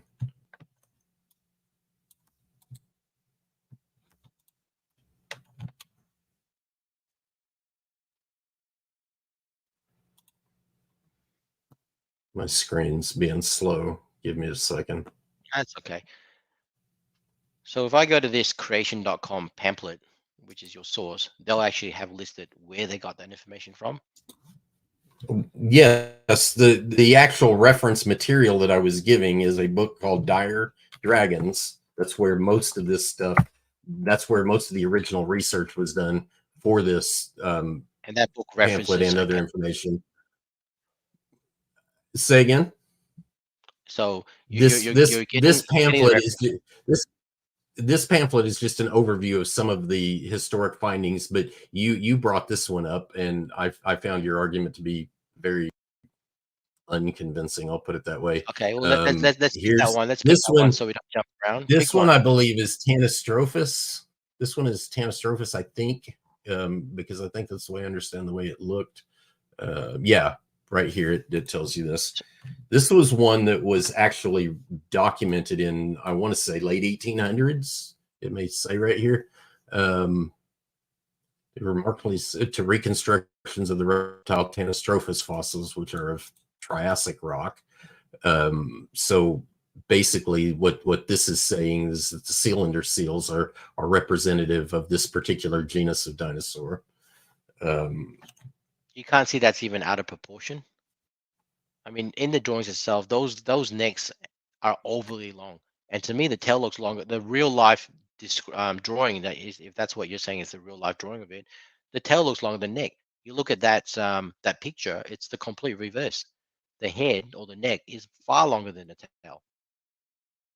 And you're saying because of that, you're still saying that this is an accurate depiction of this animal. That's what you're saying. No, I go to I my point. disagree. The head and the neck in that cylinder seal look roughly equal, even though the head's a little bit longer. Here, the tail does look a little bit longer, but they're still roughly equal. There's not a drastic difference between the two. And besides all that, that's no different than finding different species of dogs and cats that have different lengths of tails. It's meaningless. It's much more telling about the general anatomy Yeah. of the So creature than So it my, is a I specific think my feature like a very tail. first slide, and this has been like, this is the key points. I don't want. I'm sorry I cut you off, but this is an absolute key point. What I said at the very beginning, we have cave paintings. Now we may argue and differ on the dates of those cave paintings, but we have cave paintings that were probably, we both agree, done by early man, or at least not too soon after the flood, of extinct creatures like a woolly mammoth. And if you look at those paintings, we're not sitting there arguing, oh, the head's a bit too big than what we actually found, etc. No, there are actually very highly accurate paintings of those animals. And then you're showing me something that you're saying, oh, it's roughly the same. It's a general body plan. I find that unconvincing. My whole point is, why don't they draw accurate pictures of these dinosaurs? Why is it always something that's, I mean, if this is a Stegosaurus, where's the spikes? Why has it got a big head? Why has it got eight So, ears? Like, I don't understand okay, that. give me a second. Let me answer a couple of your objections there, because one of the things you don't seem to be willing to acknowledge is that not all artists have the same skill set. Number one, there are artists all over the world. Not every one of them is equal in their ability to represent things. So should they all look like the caves at Luxor Give me in one, France? just one. No. Just give me one But that's a so really so hyper this one realistic. here, so this one here, this is a pretty good rendition of a Stegosaurus. stegosaur. And so Stegosaurus.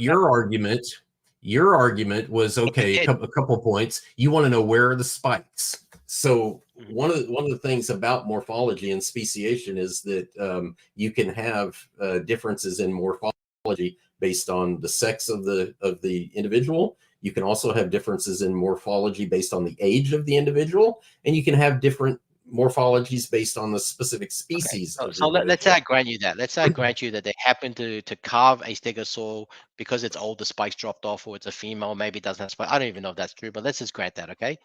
Why does it have such a big head? Stegosaurus is considered one of the most stupidest dinosaurs because it had the smallest brain. It had a very small head compared to its body. This is a massive head with ears.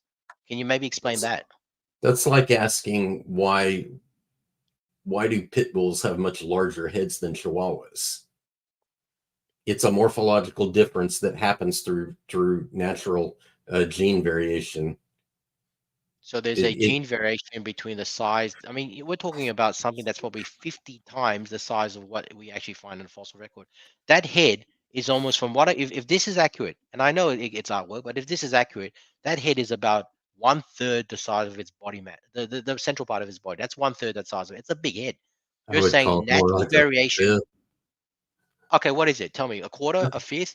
You're telling me I, that I don't know. that's natural A third is variation. a big exaggeration. A third is a big exaggeration. You don't see the Maybe animal I'm in counting thirds. the ears as well, all right? So call it a fifth. I don't care. Call it a fifth. You're telling me that a natural variation of a stegosaurus, because we've never found any of these variation in the fossil record, it's always a similar size compared to the body of the animal that we found. You're telling me that there are natural variations of a stegosaurus that just happens to have a head that is what, one fifth the size of its main body versus what What we I'm actually do find in the fossil record, what which is very I'm telling you is that such variations are ubiquitous in biology. They're ubiquitous. They're all over the world. You can find radical differences in features of very similar species that interbreed, and the differences can be quite profound. Yeah. So the So fact that this one has a slightly larger head, or even drastically larger head than some other fossil version that you found, is completely well, irrelevant. What's your more explanation, telling T-Rock, here is they have the scales depicted accurately, are and they scales? or what I'm calling scales. These Are they armor plating? Are they? I mean, spikes. look at the picture on the left. It's everywhere. So you tried to make this point earlier. Those are not everywhere. Those aren't even the same shape. The ones that are on the actual animal being represented, they Yep. actually, if you look at the first two on the right, closer to the head, and the other three Yep. are abstractly kind of the same, but the first two actually match the shapes that we see depicted by modern artistic renderings. Okay. So modern artistic rendering, I grant it's probably more the first one, that little triangle shape, and then you just brush the rest away that are not triangle shape, especially the last three, and say they're just abstract versions of it. That's your explanation. Your explanation Yeah, of why it's got a big head is because it's natural variation, but we've never found the fossils that show this natural variation. You are basically arguing with no evidence at all. no, Can you see that? I am arguing reasonable biology, modern biology. I've got roosters With in my no proof. backyard. With Do no you proof. know? Do you know Show me how a fossil different of a the combs stegosaurus with a are? bigger head. Just show me Do you one. know? Do you know how different the combs are and the feet are across an array of roosters that are all obviously the same species? The morphological differences are huge. Their Mhm. feet are very different sometimes. And Their we beaks are can see that different. because we have the evidence for that. So I accept that because you can actually show it to me. I can go to Google. I can see this so-called different sizes. I can see it for myself. But what you're Okay, saying is we have no evidence for what you're saying. You're saying a stegosaurus has a head that can be massively different from what we actually see in the fossil record, and you're saying therefore it's true. What I'm saying is before you make the leap of therefore it's true, show me that evidence that kind of concludes what you're saying. You can't show it to me. Why would I I conclude what you're saying is correct? Ian, pay real close attention. The natural variation that's ubiquitous. What I'm saying here is that the natural variation that we see today, the whole premise of evolution is that the present is the key to the past. If the present is the key to the past and natural variation is ubiquitous now, it was ubiquitous in the past as well. Just because you only have a limited, how many total stegosaur fossils are there? How many individual specimens are represented by the fossil record for But stegosaurs? can you not see, I'm T-Rock, willing to you're bet there's arguing it's not more. because we don't have I'm the willing to data. You're bet making up the data. I'm We don't willing to have bet the there's not fossils, more. so I'm willing to you're bet making there's it up, not more than a couple dozen of them.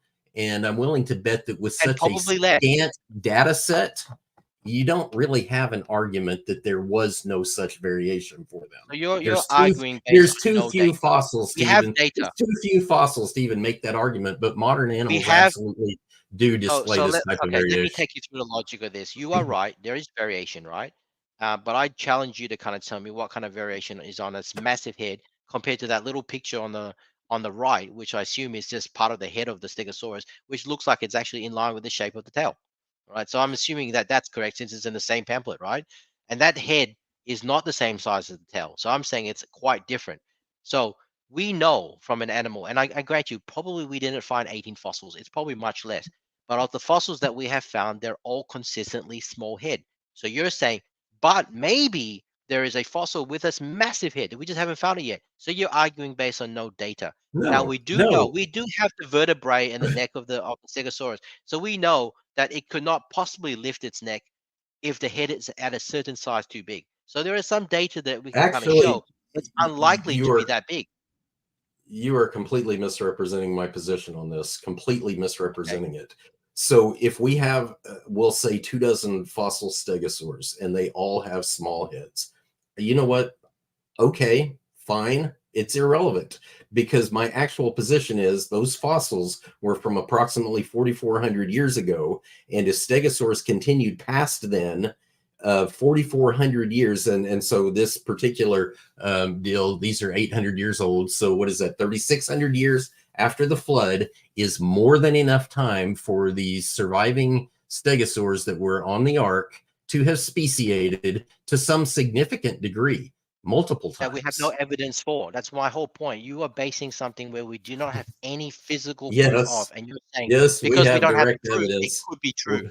We have direct evidence that lots of speciation has happened in the past 4,400 years.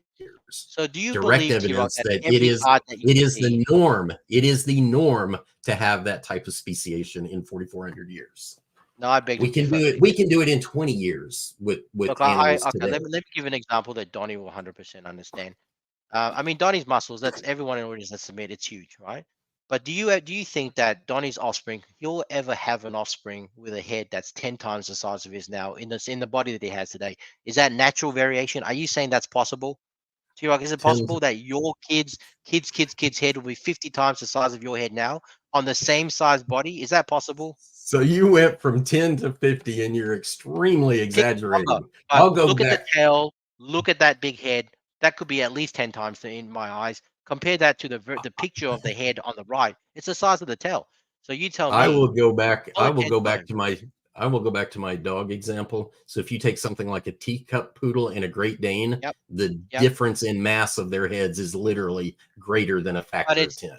yes, but how different is it compared to the body? Can we see a bull mastiff's head on a teacup poodle body? Because that's what you're actually telling me that's the data that No, you no. no, So tell me, this is a you've got little the more body of like a a stegosaurus. lion's head. This is a little more like a lion's head on a leopard's body, or a lion's head on a cheetah's body. That's a little more accurate for what you're seeing here It's compared to funny what you think you we're see looking at in artwork the and trying to fossil break down record. what is probably just artwork, right? So all I can see is this is the same pamphlet that you're saying is your source of evidence. On the very right, where you got that little head sticking out of Stegosaurus, the neck, the shape of the head is in line with the shape of the tail. So then I kind of say, okay, if that's true, remember it's the same pamphlet. If that's true, let's look at the Stegosaurus, look at its tail, and go, well, it's probably the same size of that tail. And then if I extrapolate that tail to that head's got to be, I don't know, maybe not 50, but 5 times. So you're telling me that just because we haven't found a fossil of a Stegosaurus with a head 5 times of what we actually do find, you're saying that, oh, in 600 years, even though we haven't got the physical evidence for it, you think because it could happen, it must have happened. We don't have any physical evidence of this, Actually, but you're basing it let, on no let, data. You understand that, let me right? clarify. Let me clarify my position a little bit better for you on this exact example here. So, one of the diagnostics that you do, there's a couple of important diagnostics here in order to evaluate this and say yes, it is a stegosaur. No, it can. You're saying no, it cannot be a stegosaur, and I'm saying yes, it can be, and it most likely is. This is the direct evidence. But the argument but the diagnostic is that when you look at this, you might ask yourself, okay, if it's not a stegosaur, what is it? Tell me an animal that this is, because when we look at all the other depictions over here to the side, they're all very real. They're real creatures. They're not depicting mythology in What is the any of the second other. one? Is that a kangaroo? What's the second one? I don't know what the second one This one is. here, Actually, I don't even know what any of these animals are. Are they like, is that like the one at the bottom, the big one, is that a lion monkey or something? Yeah, what is this one? that What is looks that, like like a a lion monkey. monkey with a lion's mane? Like what is it? With a beak? It's obviously got No, short fingers. it looks like some of the bearded primates from Africa. I don't know. So are they even real animals? I mean, we're arguing and assuming these are real animals. I'm saying it's either artwork or it's definitely not a Stegosaurus. Your evidence, if I can summarize for the audience, basically everything I've heard basically based on this is the reason why it doesn't have spikes on its tail, even though we have fossils of Stegosaurus with spikes on its tail, your rationale is maybe it's old, maybe it's sexual dimorphication, maybe it's a female, they don't have spikes. I don't know. Okay. You're using evidence that we do not have to prove your point. Then when we're talking about the size of the head, you're saying, oh, but it could hyperspeciate into bigger heads because it's 600 years, past the flood or whatever it is. It could change. Even though we have no evidence of this, we have evidences of fossils that show a small head.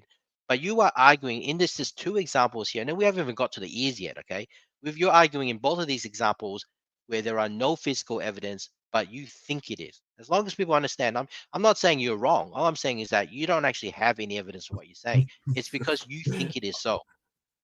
I mean, And before you the inverse of respond, what you T-Rock, I just just wanted to say, and T-Rock, I'll give you enough time to respond. No worries to those points. We did just hit the 2-hour mark. And Okay. so I think we should start moving into closing statements soon. So T-Rock, why don't you respond to that? Ian, we'll give you the last word because, to be fair, if I remember correctly, TRock kicked Maybe us explain off the with the ears. discussion. I don't know. So, Explain the ears or horns or whatever that little pointy thing is. okay, Maybe. TRock, go ahead. Feel free to respond, and then Ian will give you a quick final word, and then we'll jump into some closing statements. Okay, so first of all, I was simply pointing out a fact of biology and sexual dimorphism, and in differences in age and so on and so forth. In this particular example, what I'm actually seeing myself is that the tail may actually be cut off somewhat in the photos, so it's unclear whether this had spikes, or they thought it had spikes, or didn't have spikes. It's completely unclear. Nevertheless, I'm back to where I was at the beginning. If this is not a stegosaur, what is it? Name an animal that it better represents. And the flip side of your argument that you tried to make is you're saying, okay, maybe I'm right, but I don't, but I'm basically just giving my opinion. But the reverse for you is also true. You're just giving your opinion that it's not. It's uncannily like a stegosaur in having very well placed spikes on its back and its legs underneath it, because that's characteristic of dinosaurs. And the gills perfectly follow the contour all the way down through the tail. That is not the depiction of plants in the background or anything else. It is literally following the contour of the body. The differences in the head, again, could be a variety of very well understood biological processes. There is no reason to scientifically reject this possibility, because again, you've got to go all the way back to, you cannot logically prove that the absence of fossils indicates extinction. There are too many examples of absences of fossils where we know they're not extinct. Tens, hundreds of millions of years worth of that. Stasis is ubiquitous in the fossil record, but so is the disappearance of fossils of organisms that are currently alive today. So you're not making a rational scientific argument. I guess I'll leave it at that and let you. All right, just expand that, leave it there. Okay, so I'll do my quick summary. I'll start with the second point that you made around absence of fossils, and I'll go back to. All right, that's okay. I was hoping you'd put that back up, Donny, but don't worry about it. So the flip side can be said to be true. If dinosaurs live with man, why do we not have an abundance of fossils? Right? We have fossils of woolly mammoths, right, in the ice, which you would say would have been fossilized very soon after the global flood, because there was an ice age. We have fossils of saber-toothed tigers and all that kind of stuff. Why don't we have fossils of dinosaurs? We have none, basically. So that's the second point of what you're saying. I'll flip that argument back into, why isn't there more fossils? Basically, if you're saying what you're saying is true, it's only been 6,000, 4,500 years old. Why isn't there any more? The first point is, once again, and I'll state this again for the audience, we're looking at artwork. I don't actually think it's a stylized representation of an animal. I'm saying it could be a rhinoceros, but none of the other animals that you say are real life, they don't look like any animal to me. You've got like a lion's mane monkey with a small penis, and I don't know what it is. It's no monkey I've ever seen, all right? So what I'm saying is, your explanation, T-Rock, is not based on any physical evidences that we have. We do not have evidences of a stegosaurus without a spike, even though you're suggesting that maybe it's a female stegosaurus and they don't have spikes. Fair enough. Um, when I kind of point out the fact that the armor plating kind of differs, and yes, the first armor plating looks like a triangle, which is the armor plating size that we see across all the backs of a stegosaurus.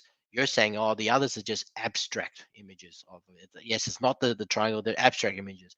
When I point out the fact that, well, it's actually a super large head, like, at least 5 times the size from what I can see, based on the creation.com pamphlet of the head being the size of the tail. It's at least 5 times the size. You're saying, oh, that could be because it hyperspeciated, and over time the head just grew bigger. You still haven't addressed the fact that that carving showed ears, and we have no example of ears. But I'm sure you're going to say, oh, because the ears hyperspeciated, etc. All I'm saying is, you're basing it on opinion, because there are no fossils. There is nothing that we can see that shows any stegosaurus without a spike, without spikes in its tail, stegosaurus with a huge head, or even stegosaurus with a different armor plating at its back and different from the front, or stegosaurus with an ears. There's no physical evidences of all of this, and your explanation is, well, it could happen. We don't have the physical explanation, but biology shows that it could happen, so it could probably happen. though there's no physical proof of this at all. That's my whole point. You can't show me physical proof of anything that you just talked about, TRock. All right, that wraps up the discussion, and a comprehensive discussion for that matter. I think we did a good job Comprehensive on addressing. one topic, Donny. You know what? Basically, the Stegosaurus. It's a fun topic, and it's Yeah. kind of nice to see a thorough back and forth on the Stegosaurus argument. And so, okay, Ian, TRock, you did a good job giving us an engaging discussion. And we could probably do this for another 2 hours, but we got to get into concluding statements at some point. So, okay, TRock, you get the first 5 minutes. So I will reset the timer, and the floor is yours. Go ahead. So I just heard Ian literally prefer that image better favored a rhinoceros, while complaining that sexual dimorphism and speciation over a 3,600 year period was not as compelling as comparing it to a rhinoceros. I'm sorry, I just find that bizarre, bad argument, bad logic, bad perspective on what the available physical evidence is. You look at those things, and everybody and their brother recognizes that the obvious close fit is a Stegosaurus, not a rhinoceros. Nobody mistook that anywhere in history as a rhinoceros, but that's literally the argument that we just heard. So to kind of conclude what my position is and how we absolutely know because the Bible tells us that dinosaurs and men were created on the same day, so they had to live together. Ian made some arguments about, maybe they were on the ark and died. Well, if they were on the ark at all, they were with people. If they were before the ark, in the biblical account, they were with people. If they were after the ark, after the flood, they were with people. There was no time at all, barring the very short period on day 6 where the animals were created before Adam, the land animals were created before Adam. That is the only time period when they existed without people, and it didn't even last one day. So furthermore, we can look at an array of historic examples, lots and lots of writings. We didn't have time to get into some of the specific written accounts, but lots of accurate depictions of dragons and so on and so forth. In history, there are 7 named genuses that are positively identified by their body layout, by their morphology. They're positively identified to the genus level in both creation and evolution. One of the close parallels is between the family level and the biblical created kind. They're roughly the same. And so we're actually gone a step better than that, because if you want different genus, for example, a cheetah is a different genus, I believe, than a lion or a tiger, but they're the same family. And so what these artistic renderings have done is whittled it all the way down to the level of a cheetah, separating it from a lion. And so the fact that they accurately represent a family level dinosaur anywhere at all is also extremely good extra biblical evidence. And then on top of that, of course, we have soft tissue, which we heard a number of really poor representations of what the available physical evidence is. And I saw some of the comments kind of agreeing with some of the things that Ian said about Mary Schweitzer's discovery, and he wanted to keep pointing to her paper. And I'm going to tell you, go watch the video. It's on YouTube. You can find the video. If you can't find it there, go to creation.com. They have it posted on one of their articles. It's fairly easy to find, but watch the video and actually take a look at the physical evidence that Mary Schweitzer presents with Barbara Walters. Listen to the comments she makes. None of that is made up. It's straight out of her own mouth, what they found, and right there, plain as day, on video recording. So that soft tissue, one of the things about the soft tissue argument is, of course, is that you don't find these. I pointed to this in one of the articles that I pulled up. you don't find these in idealistic conditions where the temperature is -5 degrees Celsius for 65 million years straight. That's not where they're found. They're found in very warm climates that even the secular scientists agree those were in warm climates, not cold climates. And so the temperature changes, the freeze thaw cycles are too drastic for that stuff to have lasted that long. So that in and of itself invalidates a whole lot of deep time argument. You're basically just making isotopic ratios and trying to call them ages, when physics clearly dictates that 65 million years in a warm climate is not going to preserve things to the point where they're still soft and stretchy, as you can actually see on the video that I mentioned. So I'm going to wrap it up there. I appreciate Ian for taking the time to have this discussion. I appreciate the fact that he was respectful and a little bit animated sometimes. That's okay. So thank you, Ian, for participating, and I will yield the floor. All right. Thank you, TRock, for that concluding statement. Ian Chen, you get your 5-minute concluding statement starting now. Go ahead. I probably won't take 5 minutes. Guys, look, firstly, thank you, T-Rock. I found you to be very respectful. It was very enjoyable. And you have thought through your arguments, even though I think they're wrong and not really based on any evidence. You have at least thought through and fit into your worldview, which I can appreciate. Look, guys, I just want to kind of summarize the initial presentation I kind of went through. So basically what I kind of said was, um, it's a very simple, very question is, we know that humans can depict animals highly accurately. We know that they can do that, y- back in the beginning of humanity. So T-Rock will say that happened soon after the flood. I'm saying that we have cave drawings that are 25, 35,000 years old. So very early in humanity's Homo sapiens history as well. And we have examples where they depict these extinct and even extant animals ultra realistically, but yet I don't see any examples of dinosaurs that are depicted that accurately. It seems to be like made up, or in the imagination of the sculptor or the painter or the drawer or whatever. It's never real. And the whole discussion that we had on the Stegosaurus basically brought that out. Um, yes, some animals have sexual dimorphism that is, quite drastic. I think gorillas, for example, the male gorillas are, 20, 30% larger. Um, some animals don't have it at all. Okay, they're pretty much male and females are exactly the same. I think bonobos would be an example of that in the ape kind or whatever, where there's examples even within the ape kind that male and females can be the same or they can be quite drastically different. But yet we do not have any evidence of what um, T-Rock is saying.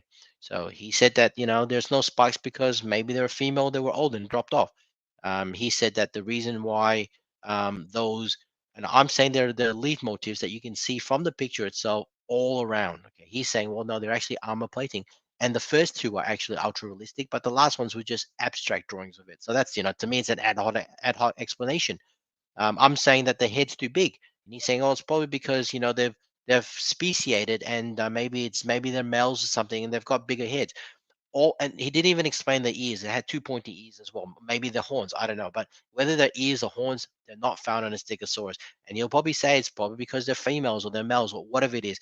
All I'm saying is that he bases his assertions on no evidence at all. He's saying because we don't see it, it must be true. What I'm saying is, do not make a conclusion without the physical evidence. We don't have the physical evidence of big heads, so they do not have big heads. T-Rock says, well, we do not have the physical evidence of big heads, but maybe they have big heads because of some made up example. Okay, so that I just want people to kind of understand that. I've debunked some of the other popular evidences of dinosaurs, other drawings and whatnot. We didn't get into that, and I didn't get time to present it, but it's there in the presentation. I did get time to talk about it in my debate 2 years ago. If you are interested to see those slides, I haven't really changed the slides, so let's go back and have a look at that, and you'll see what I would have presented if I had more time. So and then I kind of said, look, every science is either directly or indirectly show that dinosaurs did not live with humans. And the main thing is because of the deep time. It proves like the length of time. It proves the kind of age of the earth and universe. So my simple question to you, the audience, is simple. What's more reasonable? You know, that dinosaurs lived with humans, but all of the points that I talked about, or and therefore magic is the better answer. I mean, what do you believe? You know, that we have all these evidences that show that that can't be wrong, or that magic is the answer. I mean, that's, you know, so that I'll leave that with you guys. But that's, I want to kind of go to the 3 or 4 other points that T-Rock kind of brought up again. But I just wanted to summarize the kind of crux of the presentation I made earlier in the debate. All right, gentlemen, appreciate the concluding statements. Very healthy, respectful, and at times fiery debate, just the way I like it. So, Ian, And that T-Rock. fiery was it, T-Rock? I'm Oh, sorry it was, if I did one come of the across. most fiery. This debate was more fiery than your two Dr. Dino debates Oh combined. no, those two Dr. Dino debates. If we can organize a third one, like Well, I know this one T-Rock kept topped on it. talking. I know T-Rock kept on saying respectful and stuff. And yes, I have been very disrespectful with Ken Hovind, and I intend to be going forward. But with T-Rock, I actually find him to be a decent bloke. Like I've got nothing against him, and you know, of course, I'll be respectful for him. So I do appreciate that, T-Rock. And if I have been rude or whatnot, I apologize. I didn't think I was, but if I have been, please don't take it that way, and please don't take any offense. Well, there's a teaser for the upcoming Endgame debate between Ian Chen and Dr. Dino. So it should be fun. And I predict I will have my work cut out for me on that one. So I'll find sneaky ways to maybe get the past. bosses at SFT will give me a raise for that debate or a bonus of some kind. All right, let's go. Ian, the sun is shining where you're at. So Yeah, that's pretty true. cool. You're still getting vitamin D, even into the Q&A. So let's get into some of these questions. And then we'll wrap things up for tonight. It's been a lot of fun. Okay, we'll start at the beginning here with creationist crybaby, who's been waiting patiently to enter tonight's great dinosaur debate and bring forth some challenges for T-Rock to have some fun with. So here we go. First questions for you, T-Rock. Why do multiple radiometric dating techniques support the 65 million year separation between strata containing non-avian dinosaurs and human/modern mammal remains? Okay, he's asking about radiometric dating.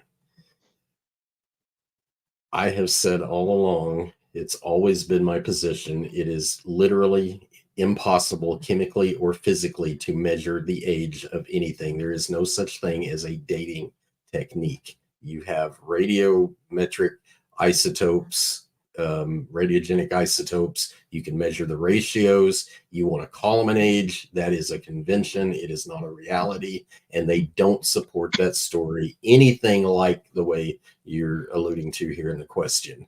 The reality is that I've said this before. If you've got soft dinosaur tissue, you have carbon-14. That's a radiometric method that does not support 65 million year timeline. You've got coal that has detectable carbon-14 in it. That doesn't support the timeline. You've got radiometric methods applied to rocks of known age, such as the very popular example among creationists anyway, very unpopular among evolutionists, but you got things like Mount St. Helens. You're not getting a 30, 40 year, 50 year, whatever the time lapse has been, 40 year, I believe. You're not getting a 40-year radiometric result for a date out of rocks of known age like that. So no, sorry, it really doesn't support this 65 million year time span. Thank you, T-Rock. Ian, the floor is yours. Yeah, well, I'd say it's a great question, because what creationist crybaby is saying is that all the sciences cross support and cross confirm each other. So we've got geology that talks during old age. We've got radiometric dating techniques that support the geology based on physics that we know and is unchanging, that supports and cross confirms each other.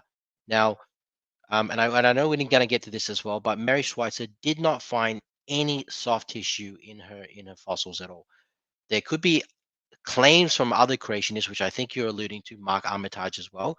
You didn't show those claims. What you showed was something with 3 sources that we've discussed were pretty bad sources. Maybe the second one had some sort of reference to it. I just couldn't see that it was evidence in the title. So I'll definitely have a look at that. But Mary Schweitzer, who is the leader, who is the first original founder of soft tissue in Dinosaur, did not find soft tissue, no blood, no cells, no blood vessels, no hemoglobin, no bone. Okay, so we'll knock that out the water. That's just something you're saying, T-Rock. You've asserted it. You haven't provided evidence for it. The article that you said was an evidence. We went through the sources, and two of them were rubbish, and one of them, the title didn't even suggest soft tissue. It was more around the geological place where the fossil was found. So I doubt if I read that we're going to find anything about soft tissue as well. Thank you, Ian. T-Rock, question was for you. You get the last word. Go ahead. Okay, point number one. Ian showed zero scientific references. Zero. I actually have a slew of them. Point number two, Ian, have you seen the Mary Schweitzer interview with Barbara Walters? You can just nod yes or no. Don't need to. It's not in the paper. Oh, see, I'll look Ian, at it. I'll look at it. But is it Ian published? has such good reference material. He Did she doesn't make have the to. statement in a public forum that basically said, "People, this is what I believe. Tell me I'm wrong," because that's what a peer review paper is. All right. Did she say Okay. that? No, she did not. You're pointing Okay. to some So, interview. I'll go have a look at it, but you're pointing to some interview. And if you tell okay, me that Ian, that is a strong it was a source, fine. simple question. Did you see the video? Yes or no? I will. Apparently No, the but I answer is will. no. You have not seen it. And But I guess what? predict you'll be wrong. I'll Okay, predict you've Ian, misrepresented that. Ian, T-Rock. Ian, you had T-Rock. your response. Sorry, go on. I was only teasing. Okay, so you haven't seen the video. Spoiler alert. You might want to, cover your ears if you don't really want to hear this. But spoiler alert, Jack Horner makes a guest appearance in this interview and has some things to say about it and some very telling gestures and responses about the whole thing about soft, stretchy tissue. Okay, so you kind of derailed my response to your very odd deal. But okay, so back to radiometric dating, which was the topic of the question here. So Ian cited physical processes that are unchanging over these 65 million years, actually 4.55 billion years. You have to ignore a whole lot of physics in order to get to a 65 million year timeline. You have to ignore, like I said, C14, you have to ignore erosion, you have to ignore lunar recession, you have to ignore salinity in the ocean, you have to ignore Earth's magnetic field decline. You have to ignore a whole lot of physics to basically take an isotopic ratio and say, poof, here's how we know 65 million years past. The so-called consilience in science is not there. When you get beyond verifiable human history, all you have is a rubber band ruler. So whatever consilience you think is out there is actually just forced agreement between a long series of different dating techniques where this one is made to overlap with this one, and this one is made to overlap with this one, and this one's made. And there's so many in that chain to get out to 65 million and 4.55 billion years that the consilience is fully artificial. I guess I will wrap it up with the last thing I got to say about radiometric dating is we can thoroughly get the isochron method. We can pull the math up. I did this debate here a while back. We can thoroughly get that because I went back and very carefully reviewed the math in it, and it is not a valid mathematical approach to determining age. So no, sorry to the original question. Radiometric dating does not support this 65 million year timeline. Thank you, T-Rock. Okay, now we got one for you, Ian. So Ian, you get the last word on this question. Question comes in from Taylor K. Taylor, thank you very much for the question. For Ian, if man didn't have contact with dinosaurs, then why does the Chinese zodiac calendar consist of 11 common animals and then the dragon, which is probably in reference to a dinosaur? So you'd probably have to understand the Chinese culture first. And Taylor K being non-Chinese, I get you probably don't get it. The dragon is an extremely lucky symbol in the Chinese culture. It's like the number 8 is extremely lucky. You'll probably, if you have any Asians that are kind of living in your area, and they'll have, number 8 on their license plates. It's, it's a superstitious thing. very lucky. And that's why, the Chinese revere the dragon. Now, the point I was also made in my debate is that the Chinese word dragon is not the dragon that or dinosaur that you think of. It's not a sauropod. It's not a triceratops. It's not a T-Rex. It's a water serpent with frills. That's how they depict it. Now, tell me a dinosaur that looks like that. It doesn't exist. It's a mythical creature. Once again, Taylor, go back. If you're saying the Chinese dragon is a real animal, have a look at what the Chinese dragon is. There are paintings, there are drawings in ancient Chinese where they draw these dragons. They do not look like any dinosaur that you're thinking of. It's not a triceratops. It's not a T-Rex. It's not a brachiosaurus. It's a water serpent. The word itself is actually synonymous with serpent and water. It's a water serpent. Okay, it's not. It doesn't even have wings. All right. So this whole question is just, why is there 12 animals or 11 of them being extant animals? Because the dragon itself has a super special place in Chinese culture. It is the luckiest and the most fortuitous representation of an animal in the Chinese culture. And it is basically, the number one creature that you want to be, or a god that you kind of want to pray to. That's why it's there. This is ancient civilization. It's not, based on real science. That's why it's there. And if you don't agree with me, go back and send me an email, Taylor, on an example of a Chinese dragon that looks like a dinosaur today. You will not find one. It doesn't exist. Thank you, Ian. TRock, floor is yours. Okay, so I think Ian is made a couple mistakes here. One of them is that he's not really accurately reflecting what the image of that dragon is. He's calling it a water serpent. That is only partially true. It's a four-legged creature that looks perfectly capable of walking around on land and swimming in the water. So it's not unlike a lot of living animals today that can live in both environments. So it's not strictly a water serpent. Number two, being a symbol of luck does not discount it as being a real creature. Number three, in the Chinese historical writings, they actually had the position of the royal dragon feeder. They had people with the assigned positions in the court to take care of their dragons. That's not something you do with a mythological creature. So I'll stop there. I think Taylor's observation is very good. I wanted to talk about this during our debate. We didn't get to it, but ancient Chinese culture is actually very practical, even though I will concede I'm not remotely an expert in such things, but everything I've ever seen about ancient Chinese culture is that it is very practical and it is tied to reality in almost every instance that I've ever seen of the very ancient art and writings of the Chinese or Asian culture. Thank you, TRock. Ian, go ahead. You get the last Okay, word. so look, it all goes on to my initial point. All right, so this is really the crux of it. We can sit here and argue what the ancient people meant when they drew art. Okay, we know art is not a representation of exactly what they see, but you guys kind of use this as example to kind of say, well, this is an artistic representation of a real dinosaur. Okay, Taylor, TRock, Google the pictures of a Chinese dragon, and yes, it's got four legs, and yes, the translation of the word itself is water serpent. All right, so you can argue that it lives on land. It doesn't matter. It's a translation of the word. I'm presuming that when you translate the word water serpent, it's probably more water dwelling than it is land dwelling. All right, so Google any picture of ancient depictions of this and find me a dinosaur that's even 40% the same as this. It looks, we do not have a dinosaur that looks even 40% the same as what these drawings of dragons, Chinese dragons, look like.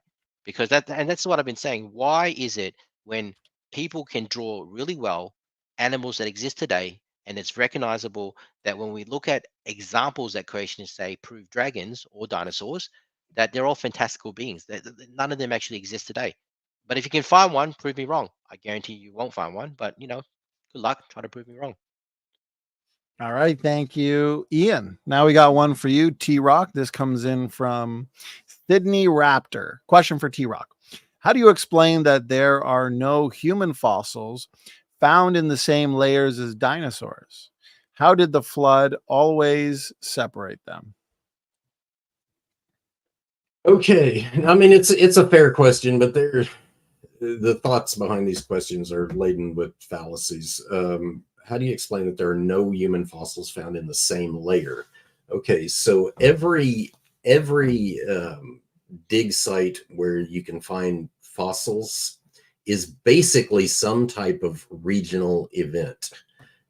Even though it is a global flood, it's a series of regional events. People don't live with dinosaurs. I don't live with a whole slew of modern animals. There are no dogs, there's no cats, there's no squirrels, there's no deer, there's no tigers, there's no bears in my house or on my property.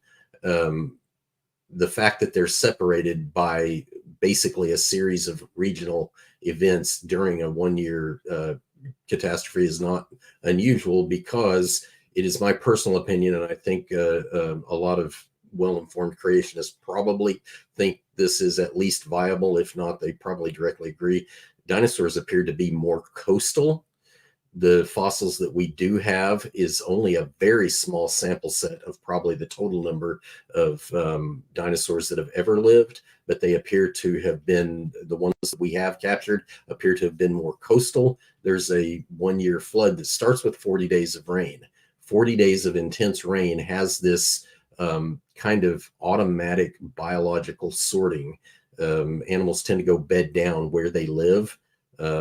People being, intelligent enough not to go hide in a hole in the ground or underneath a bush or something like that. People would probably have a tendency to migrate a lot more than animals would try to. My personal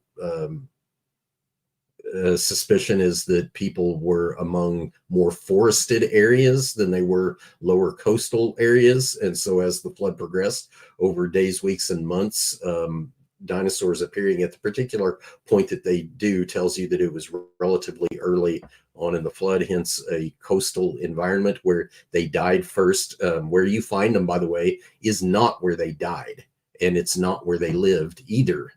They were transported to those locations almost unanimously across the fossil record. The bottom line is we have no human fossils from that early in the flood. We don't even have them from the end of the flood. And personally, I'm very thankful for that. It would be horrifying to find bone beds with a bunch of people in them.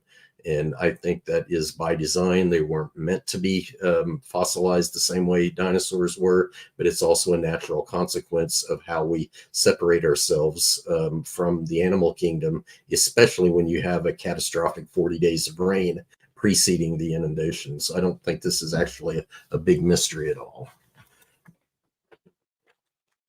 Okay, thank you, TRock. Ian, floor is yours. Any thoughts on that?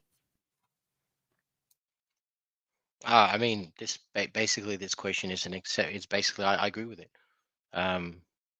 It's because dinosaurs did not live with man. I mean, that's the whole topic of the conversation, that we don't find fossils of humans with dinosaurs because humans came millions and millions and millions of years after the last non-avian dinosaurs died, and there was no flood. So so I can't really answer it better than that. There's no flood. Dinosaurs did not live with man. Thank you, Ian. TRock, you get the last word this time. Go ahead. Yeah, so Ian's comments basically very well demonstrate how heavily laden the story is with logical fallacies, and that the interpretation, the opinion, is not the same as the physical evidence. But chickens aren't fossilized with coelacanths either, but they live together, and they have lived together even in the evolutionary timeline for a very, very long time. But there are no fossils of chickens with coelacanths or other large types of birds like that. So I personally, I have a hard time believing that evolutionists actually think this is a good indicator that they had to have been separated by all this time. It's completely meaningless in diagnosing whether they live together or not. A whole lot of coexisting species are not fossilized together. All right. Thank you there, TRock, for the final word. Okay, here we go. This comes in from RoboJet for Ian. In Job, God describes an animal that many people think is a dinosaur. I know you guys discussed this in your rebuttals openings, but let's take the opportunity to elaborate a bit, I guess. If this book was fabricated, why would it say behold if no one could behold it, and contain many dinosaur descriptions? I think you're pretty much begging the question here. You're assuming that the animal that Job is describing is a dinosaur. Now, I probably wasn't explicit in it, but I kind of said, what if it wasn't? What if it was an elephant or another? Have you seen an elephant? Have you actually stood next to an elephant? If an elephant was charging at you, it's going to seem pretty scary. It's massive. It's huge. It will have bones. It will. You will think it's like bones of brass. I mean, bones of brass to me doesn't say the size of it. It just says it's big, which could be an elephant. All I'm saying with the whole Job passage when I talk through it is, I specifically said that a lot of creationists use the tail size, and I know T-Rox agreed with this, so I'll be quick, but it does not mean it's a long sauropod tail. It means it's moving its tail like a cedar tree, a Lebanese cedar tree. That was my point of it.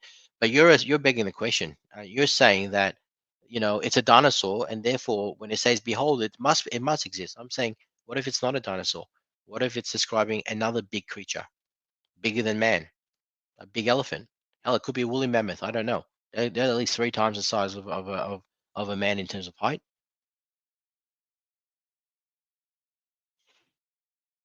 Thank you, Ian. TRock, floor is yours. Okay, thank you for the question, RoboJet. Even though it's Ian's question, okay, but this very much reminds me of the discussion we just had on the stegosaur. Ian prefers a rhinoceros over a stegosaur for some bizarre reason I do not know. But in this case, it's the same diagnostic that I mentioned during that stegosaur discussion. That is, okay, let's run the gauntlet. Could it be an elephant? No. Elephants tails do not move like a cedar. They move like a kind of a thick rope. People have tried other animals such as alligator is one that I actually heard a creationist try to argue. Maybe it's an alligator. No, alligators don't eat grass like an ox.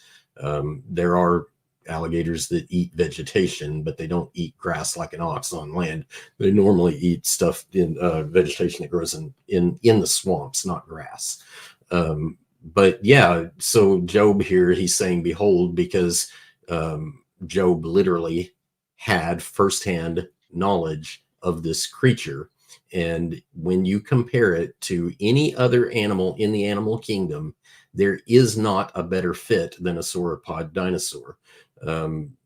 Just like that stegosaur example. How do you get a rhinoceros out of that? I don't know. How do you get an elephant out of the description given in Job? I have no idea. It does not fit. There are many other descriptive words in there for behemoth, and they do, even though that the comment Ian made about the tail and the size of a cedar, to which I agreed, even though that does not directly point to the size of the creature in and of itself, several of the other descriptions that are given in Job chapter 40 do allude to a very massive creature that has no natural enemies, and it's also very peaceful, so you can rule out things, violent type animals that are charging you, or carnivores and stuff like that, because none of those animals fit. And so yes, Job could identify with this example because he can see it.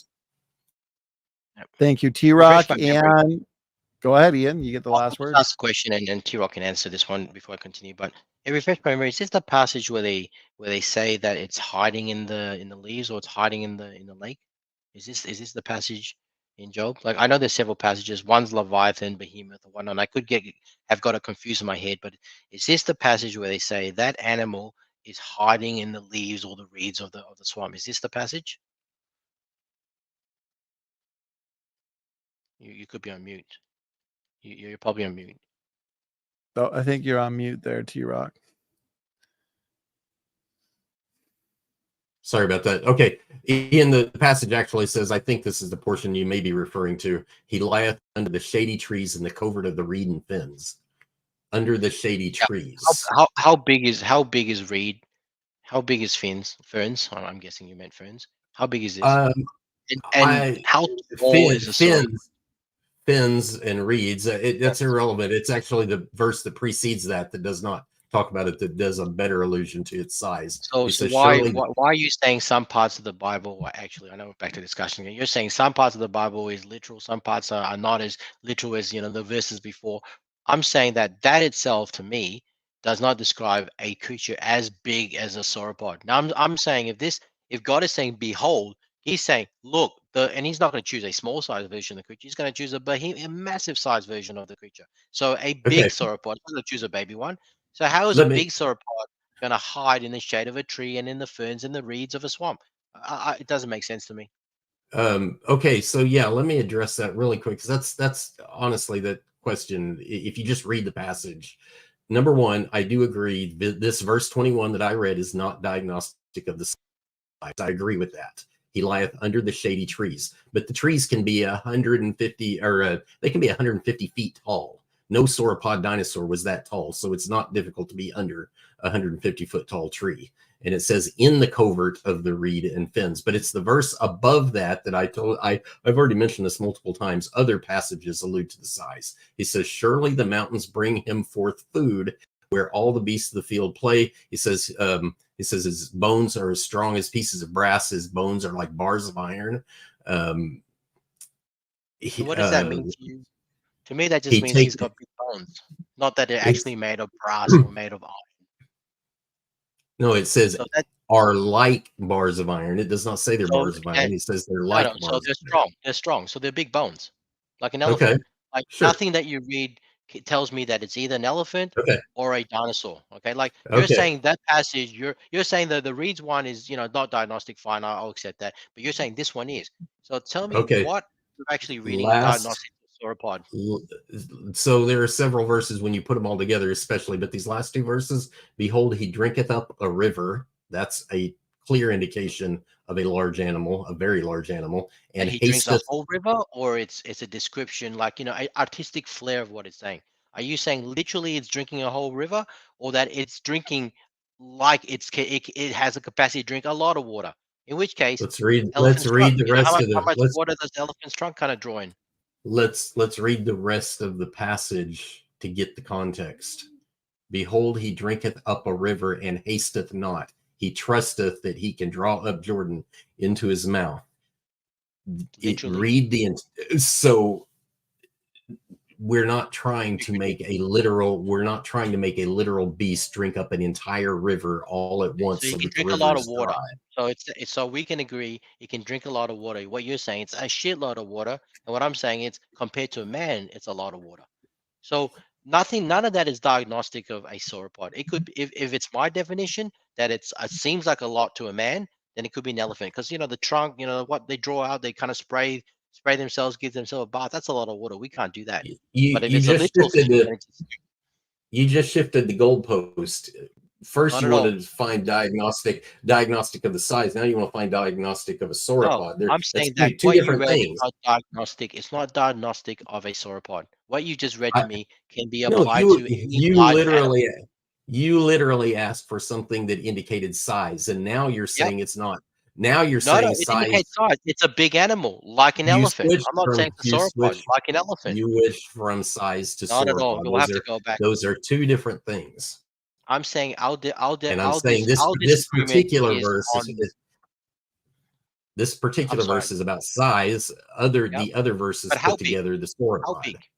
So yeah, I agree. It's bigger. I get that. But you're saying it's as big as a sauropod. I'm saying nothing in that verse says to me it's as big as a sauropod. It could be an elephant, and to me, to a normal human, an elephant is gigantic. So that nothing in that verse says it has to be as big as a sauropod. And you're saying it's more figuratively, it's not actual bones of iron or actual bones of brass. But I read that to mean it's as strong. It's to humans, it's the bones are so thick and big, it's as strong as iron or brass. It's not literally iron or brass, it's as strong. But that to me could be an elephant. You're saying it's a sauropod, but I'm saying It nothing in can't, that verse tells me it's a sauropod versus an elephant, it can't be an elephant because of verse 17. He which is, moveth his tail like a cedar. We've yep. already said this multiple So times. a cedar Elephants tree do not have waving a in the tail like wind. a cedar. It No, sways. Like, did you see the let's pictures be of a cedar? be a little more descriptive about how cedars move. The top in the thin portion moves a little more liberally, but the further you get towards the Like an base where the elephant. Now thicker flip it part around. is, So like this. Now flip it elephants around the use bottom. Exactly the same. elephants elephants use their tail to swat flies with, Ian. It Yep. does not Yep. move like a cedar. Yep. So here's the cedar tree. I get your point that the top part is thin and moves with the wind more so than the bottom. Now, if you flip this around, come on, you can't see it. This probably doesn't look that good for me, but Elephants swat flies with their tail like a horse Mhm. does. That's not how a cedar moves. If an animal had a tail like a cedar, like an alligator, do No, alligators look, I don't swat get your their? point. Early in the debate, you said verse 17 is not diagnostic. Now you're saying it is diagnostic. Which is it? No, no. It moves like a Ian, cedar. Ian, Moves like be a cedar. accurate. I said I verse am 17. accurate. Cedar. I said verse 17 does not tell you the size of the tail. And I agree. That's what I It tells you said. how it moves. Tells you You how are it moves. literally twisting what I said. No, I'm agreeing with you, and I'm saying, and I think you're agreeing with me that it's saying it moves like a cedar. And I'm saying Yes. here's a cedar tree that's very thin at the top. So the top part moves more than the bottom. Now, if I flip this around, that's like an elephant's tail. The bottom part moves more than the top. So flip it around. How is that not as valid as what you're saying? There's not enough information on that Bible passage to say one way or the other, but yet you flip to the imaginary animal as opposed to the animal that exists today, Sauropods aren't imaginary. or extinct animal as opposed to the one that exists today. Okay, let me say You're it in real taking more simple leaps terms. and jumps No, than what I'm taking. Let's do this, no. gentlemen, since it is the last question. TRock, feel free to respond. And then Ian, it was your question. So we'll give you the quick final word. I'll leave TRock to explain. Yeah. There we go. TRock, you get the Okay. last word. It's a very simple literary diagnosis. Some verses help diagnose the size, others help diagnose the sauropod. When you have verses that do strongly indicate size and others that do strongly diagnose sauropod, the only conclusion you can get is a large sauropod. You cannot get an elephant out of any of this.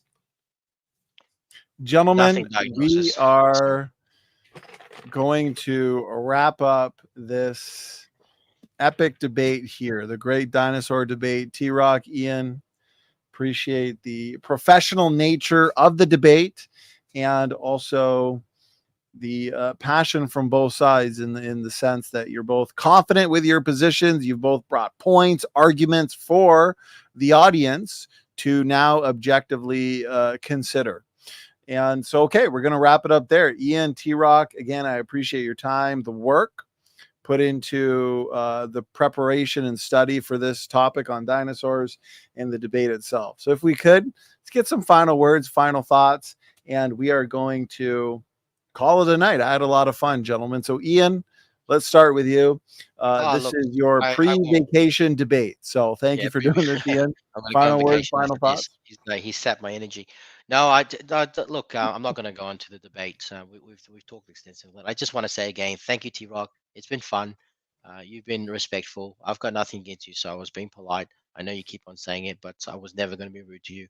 I do like you, and you have thought through your arguments, even though I think they're not evidenced. At least you've thought through how it fits in your worldview, and it's in your head at least internally consistent, even though I think it's based on no evidence at all. So yeah, so I do appreciate the effort, and I do appreciate the debate with yourself, and I found it fun, and happy to do it again if you're up for it.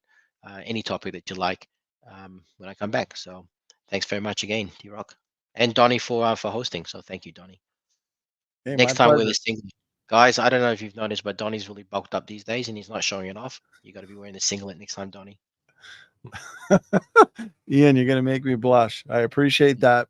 Well spoken, very relaxing final words, final thoughts there, Ian. So, been a very cordial experience with you.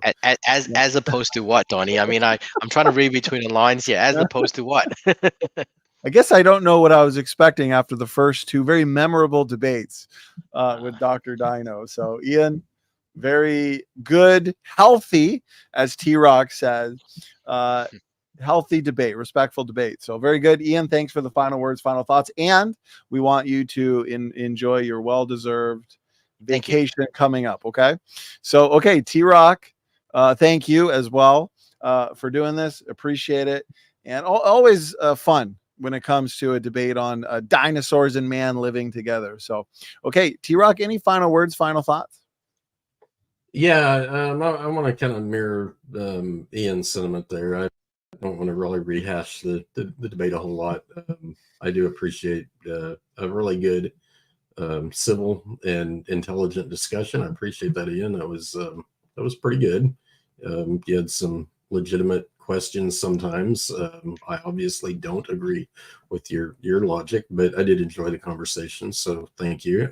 The only thing I would take difference with in your closing remarks is you said I didn't bring evidence. All written and depicted art in history is evidence of something. So that's the only point I'll really contest there. Written text, stone carvings, that sort of thing, that is evidence. Everything else is opinion beyond We should that. all pray to Allah and Muhammad's prophet then, because that's written as well. So you're right. That is evidence. I should have said good evidence, but yes, that is evidence. In a very Ian general and T-Rock, sense. In a very general sense, evidence of something is all I'm really getting at. I'm being deliberately generic about it. I agree. Shit evidence, but I agree. I sense a round 2 in the future, maybe on the flood, the age of the earth, radiometric dating. So let's build some hype, and we'll see if people want to see a round 2. And at some point when Ian gets back from his Look, trip I'm to Hawaii, actually happy for round 2. But why don't we do it this way? I got to say, this topic, it was simple for me because it was so sweet topic. I was going to do for MDD until the other guy pulled out. So I had the slides kind of ready, and plus it's one I've done before. So it was simple and something I can do quickly. Why don't you ask the audience? Maybe do a poll or something. If the audience wants a particular topic, I'm happy to do whatever. That's fine. So yeah, I'll come back on holidays. We'll smash the end game for Ken Hovind, and then we'll do one with round 2 with TRock with whatever topic the majority audience wants to kind of see. Just not biblical stuff like end times and stuff, because I know nothing about that. But anything that's evolution science related. Yeah, polling the audience is a great idea. If I had a particular topic, if I was just picking on somebody, I would probably pick radiometric dating for Ian. But the flood is also if super the audience wants to interesting. do that, then happy to do it as well. The only thing I'd probably say is I like to try and do interesting things. So all jokes aside, if we can set up this round 3 with rock hard Ken Hovind, then I've got an interesting, I think, argument that I'm pretty sure the audience has not heard before. So I'll kind of put it out there as something that's different. So I know we've done Noah's Flood before. I know we've done radiometric dating before. But if you have a different take on it that's interesting, I'd definitely be more up to that. But like I said, poll the audience, whatever you guys want. Happy to do it with TRock. He's a gentleman, and happy to kind of continue this conversation with you, TRock. They're saying abiogenesis. Something we both know. What we'll do is not necessarily in the live chat. We want to give people the opportunity to watch, to analyze, to really soak all the information in that you guys provided us tonight in the great dinosaur debate. So leave comments in the comment section after the debate. Tell us what you thought of the debate, who won, who lost, what are the highlights of tonight's exchange, and let us know if you want to see a sequel, TRock versus Ian Chen, the sequel, or round 2, and then let us know what you'd like to see them debate. Age of the earth, evolution, created kinds, maybe, ancestry, dating methods, so on and so forth. Whatever. And as Ken Hovind says, I won, you lost. So I'll just leave you guys with that. There we go. Ian claimed victory. Well, that's what Ken Hovind says. I won, you lost, TRock. All right, TRock, Ian, you guys are good sports, and I do appreciate that. Okay, so thanks, excellent guys. Debate, and we're going to wrap things up for tonight. So thank you for tuning in. Appreciate the comments, the questions, the support. Standing for Truth is out. God bless all. See you guys. Bye.